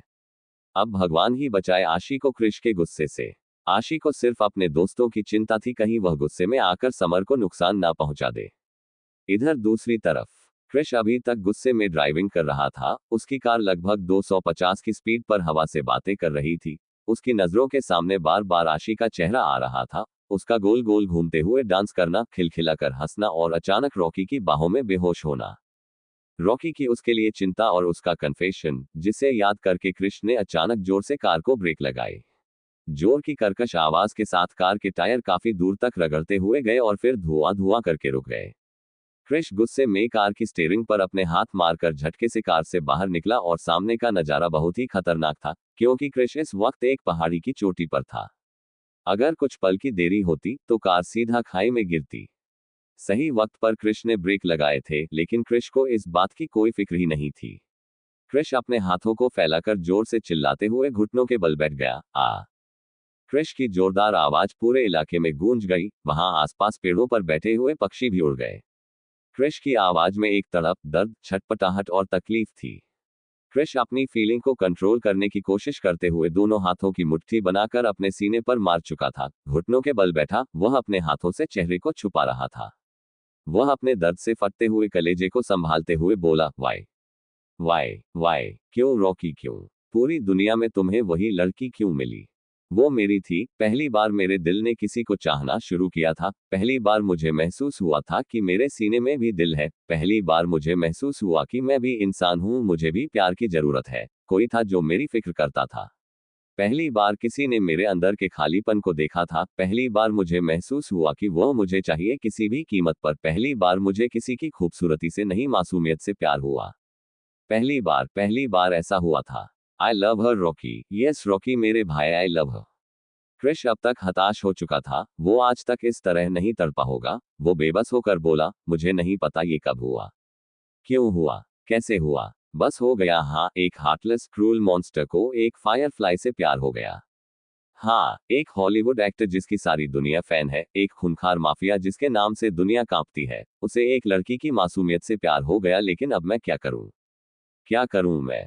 झुंझलाहट में क्रिश जोर से चीखा, जवाब दो। क्या करूं? जिस फीलिंग के बारे में मुझे खुद एहसास नहीं था, उसका एहसास तुमने दिलाया। और फिर तुम ही मेरे प्यार के बीच आ गए। नो, ऐसा नहीं होना चाहिए था। मैं सारी दुनिया से तो लड़ सकता हूं, लेकिन तुमसे कैसे? अगर तुम्हारी जगह कोई और होता तो मैं उसे इस दुनिया से ऐसे गायब करता कि कभी उसका नामो निशान कोई ढूंढ नहीं पाता। अब मैं क्या करूं मेरे भाई? बताओ मुझे, मैं क्या करूं? मुझे कुछ समझ नहीं आ रहा। कहते हुए क्रिश यूं ही घुटनों के बल बैठे हुए अपनी भावनाओं से जूझ रहा था। इस वक्त उसे कुछ समझ नहीं आ रहा था कि उसे क्या करना चाहिए। एक तरफ उसका पहला प्यार, उसकी चाहत, उसकी मोहब्बत है, उसके दिल का सुकून है। और दूसरी तरफ उसका भाई। आज वक्त ने उसे ऐसे दोराहे पर लाकर खड़ा कर दिया। सारी दुनिया से जीतकर वह अपने भाइयों के सामने हार गया। आज वह अंदर ही अंदर घुट रहा है। अगर वह अपने प्यार को चुनता है तो भाई का दिल टूट जाएगा, वह बिखर जाएगा। और अगर भाई को चुनता है तो शायद ही इतनी मुश्किल घड़ी कभी क्रिश के सामने आई होगी। उधर कॉलेज में आशी अपने दोस्तों के साथ कॉलेज से बाहर निकल रही थी। तभी एक स्टूडेंट ने आकर आशी को बताया, मिस आशी, आपने कंपटीशन जीता है, आपको प्रिंसिपल सर अपने रूम में बुला रहे हैं। कुछ पेपर पर साइन करने हैं ताकि विनिंग अमाउंट आपके अकाउंट में जमा हो सके। यह सुनकर आशी ने अपने दोस्तों से कहा, तुम लोग जाओ, मैं साइन करके अपनी पार्ट टाइम जॉब के लिए निकल जाऊंगी। यह सुनकर नताशा और अथर्व ने आशी से कहा, हम भी तुम्हारे साथ चलते हैं। कॉलेज लगभग खाली है, तुम्हारा अकेले जाना ठीक नहीं। तभी आशी ने नामे सर हिलाते हुए कहा, अरे नहीं नहीं, एक साइन की ही तो बात है, मैं करके आती हूँ, आप लोग यहीं रुको। आशी की बात सुनकर कैथी और जोश अपनी पार्ट टाइम जॉब के लिए चले गए, क्योंकि उन्हें लेट हो रहा था। समर और रॉकी पहले ही जा चुके थे, सिर्फ अथर्व और नताशा ही आशी के साथ थे। अथर्व ने आशी से कहा, ठीक है बच्चे, जाओ तुम साइन करके आओ, हम तुम्हारा बाहर वेट कर रहे हैं। आशी प्रिंसिपल ऑफिस की तरफ चली गई। अथर्व और नताशा कार में आशी का इंतजार करने लगे। आशी प्रिंसिपल ऑफिस में जाकर पेपर साइन करती है, फिर वापस कॉरिडोर से होते हुए बाहर की तरफ निकलने लगी, तभी अचानक किसी ने उसका हाथ पकड़कर एक कमरे में खींच लिया। आशी अचानक हुए इस अटैक से खुद को संभाल नहीं पाई। इससे पहले वह कुछ समझ पाती, किसी ने उसे दीवार से लगाकर उसके गले पर किस करना शुरू कर दिया। उस कमरे में पूरी तरह से अंधेरा था। आशी बहुत घबरा गई। उसने सामने खड़े शख्स को खुद से दूर करने की कोशिश की और चिल्लाते हुए बोली, कौन हो तुम? छोड़ो मुझे, ये क्या बदतमीजी है? आशी चिल्लाए जा रही थी, लेकिन सामने खड़ा शख्स कुछ सुनने के मूड में नहीं था। उसने आशी का दुपट्टा उसके गले से खींचकर नीचे फेंक दिया और उसके हाथों को दीवार के अगेंस्ट पुश करते हुए आशी को गले पर किस करने की कोशिश करने लगा। आशी नहीं जानती थी सामने कौन है। आशी घबराने लगी थी। तभी उस कमरे में अचानक रोशनी हुई और सामने खड़े शख्स को देखकर आशी हैरान रह गई। तुम? उसने आशी का दुपट्टा उसके गले से खींचकर नीचे फेंक दिया और उसके हाथों को दीवार के अगेंस्ट पुश करते हुए आशी को गले पर किस करने की कोशिश करने लगा। आशी नहीं जानती थी सामने कौन है। आशी घबराने लगी थी। तभी उस कमरे में अचानक रोशनी हुई और सामने खड़े शख्स को देखकर आशी हैरान रह गई। तुम? वो गंदी सी हंसी हंसता हुआ बोला, हाँ क्यूटी, मैं, क्या हुआ? तुम किसी और को एक्सपेक्ट कर रही थी तो आई एम सॉरी। यहां मेरे अलावा और कोई नहीं आ सकता। युवान खन्ना अपनी आंखों में हंसव लिए आशी को घूर रहा था। वो बोला, वैसे एक बात बताओ, वह रॉकी डेविडसन तुमसे इतना क्यों चिपक रहा था? कहीं तुम दोनों का कोई अफेयर तो नहीं चल रहा? लुक क्यूटी, मैंने तुमसे पहले भी कहा है तुम मेरी हो, इसलिए खबरदार, मैं पहली और आखिरी बार कह रहा हूं, मेरे अलावा किसी और को देखना भी मत, वरना मुझसे बुरा कोई नहीं होगा। कहते हुए अब उसकी आंखों में जानलेवा गुस्सा था, लेकिन आशी युवान जैसों से डरने वाली नहीं थी। वॉट रबिश, क्या बकवास कर रहे हो? मैं उसके साथ कुछ भी करूं तुमसे मतलब? तुम होते कौन हो मुझे रोकने वाले? और इस बदतमीजी की वजह जान सकती हूं मैं? तुम्हारी हिम्मत कैसे हुई मुझे छूने की? चुपचाप मुझे यहां से जाने दो, हटो मेरे रास्ते से। कहते हुए आशी युवान को साइड करके वहां से जाने लगती है। आशी की बात सुनकर युवान को और भी गुस्सा आने लगता है। उसने आशी को वहां से जाते देखा तो झटके से उसका हाथ पकड़कर अपने करीब खींचा। आशी खुद को संभाल नहीं पाए और उसके सीने से टकरा गई। अब आशी का एक हाथ युवान के हाथ में था और दूसरा युवान के कंधे पर। युवान ने अपना एक हाथ आशी की कमर पर रखा और उसे अपने करीब करते हुए उसकी आंखों में देखते हुए बोला, खबरदार क्यूटी, जो मुझसे दूर जाने की कोशिश की, एक बार अगर कोई मुझे पसंद आ गया तो मेरी इजाजत के बिना मुझसे दूर नहीं जा सकता। और तुम तो मुझे कुछ ज्यादा ही पसंद हो और मेरे कुछ ज्यादा ही करीब हो, इसलिए अपना एटीट्यूड साइड में रखो।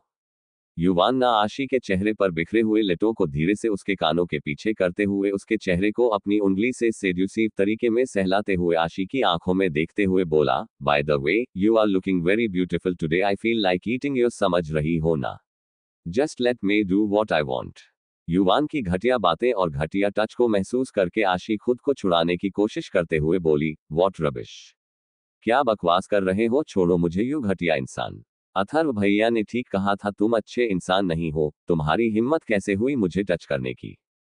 कहते हुए आशी युवान को गुस्से में घूर रही थी और उसकी पकड़ से छूटने की कोशिश कर रही थी। आशी की बात सुनकर युवान हंसते हुए बोला, तुम्हारे अथर्व भैया ने बिल्कुल सही कहा क्यूटी, मैं बिल्कुल भी अच्छा इंसान नहीं हूं, बट वॉट टू डू, जो हूं यही हूं। और अब तुम्हें इस बुरे इंसान के साथ ही रहना होगा, झेलना होगा, ज्यादा दिन नहीं, बस कुछ महीने। एक बार मेरा मन तुमसे भर जाए फिर मैं तुम्हें जाने दूंगा, लेकिन फिलहाल मेरी प्यास बुझाओ, तुम्हें देखकर मेरे अंदर आग जल रही है, मुझे तुम्हारे इन होठों का रस पीना है बेबी। कहते हुए युवान आशी के होठों के नजदीक आने लगता है। आशी को उसकी आधी बातें समझ नहीं आ रही थी। उसे प्यास कैसे बुझानी है, झेलना कैसे है, युवान उससे चाहता क्या है, लेकिन वह इतना जान चुकी थी युवान के इरादे अच्छे नहीं है और उसे जल्द से जल्द यहां से निकलना चाहिए। युवान जैसे ही आशी के होठों के नजदीक आने लगा, आशी ने उसे खुद से दूर करने की कोशिश की, लेकिन कर नहीं पाई। युवान एक ताकतवर और मस्कुलर बॉडी वाला लड़का था और आशी सिर्फ 18 साल की नाजुक कमसिन कली, वह उसके सामने टिक नहीं पा रही थी। आशी ने अपनी पूरी ताकत लगाकर युवान को खुद से दूर करने की कोशिश की। छोड़ो मुझे, जाने दो, क्या कर रहे हो? कोई है, मेरी मदद करो प्लीज।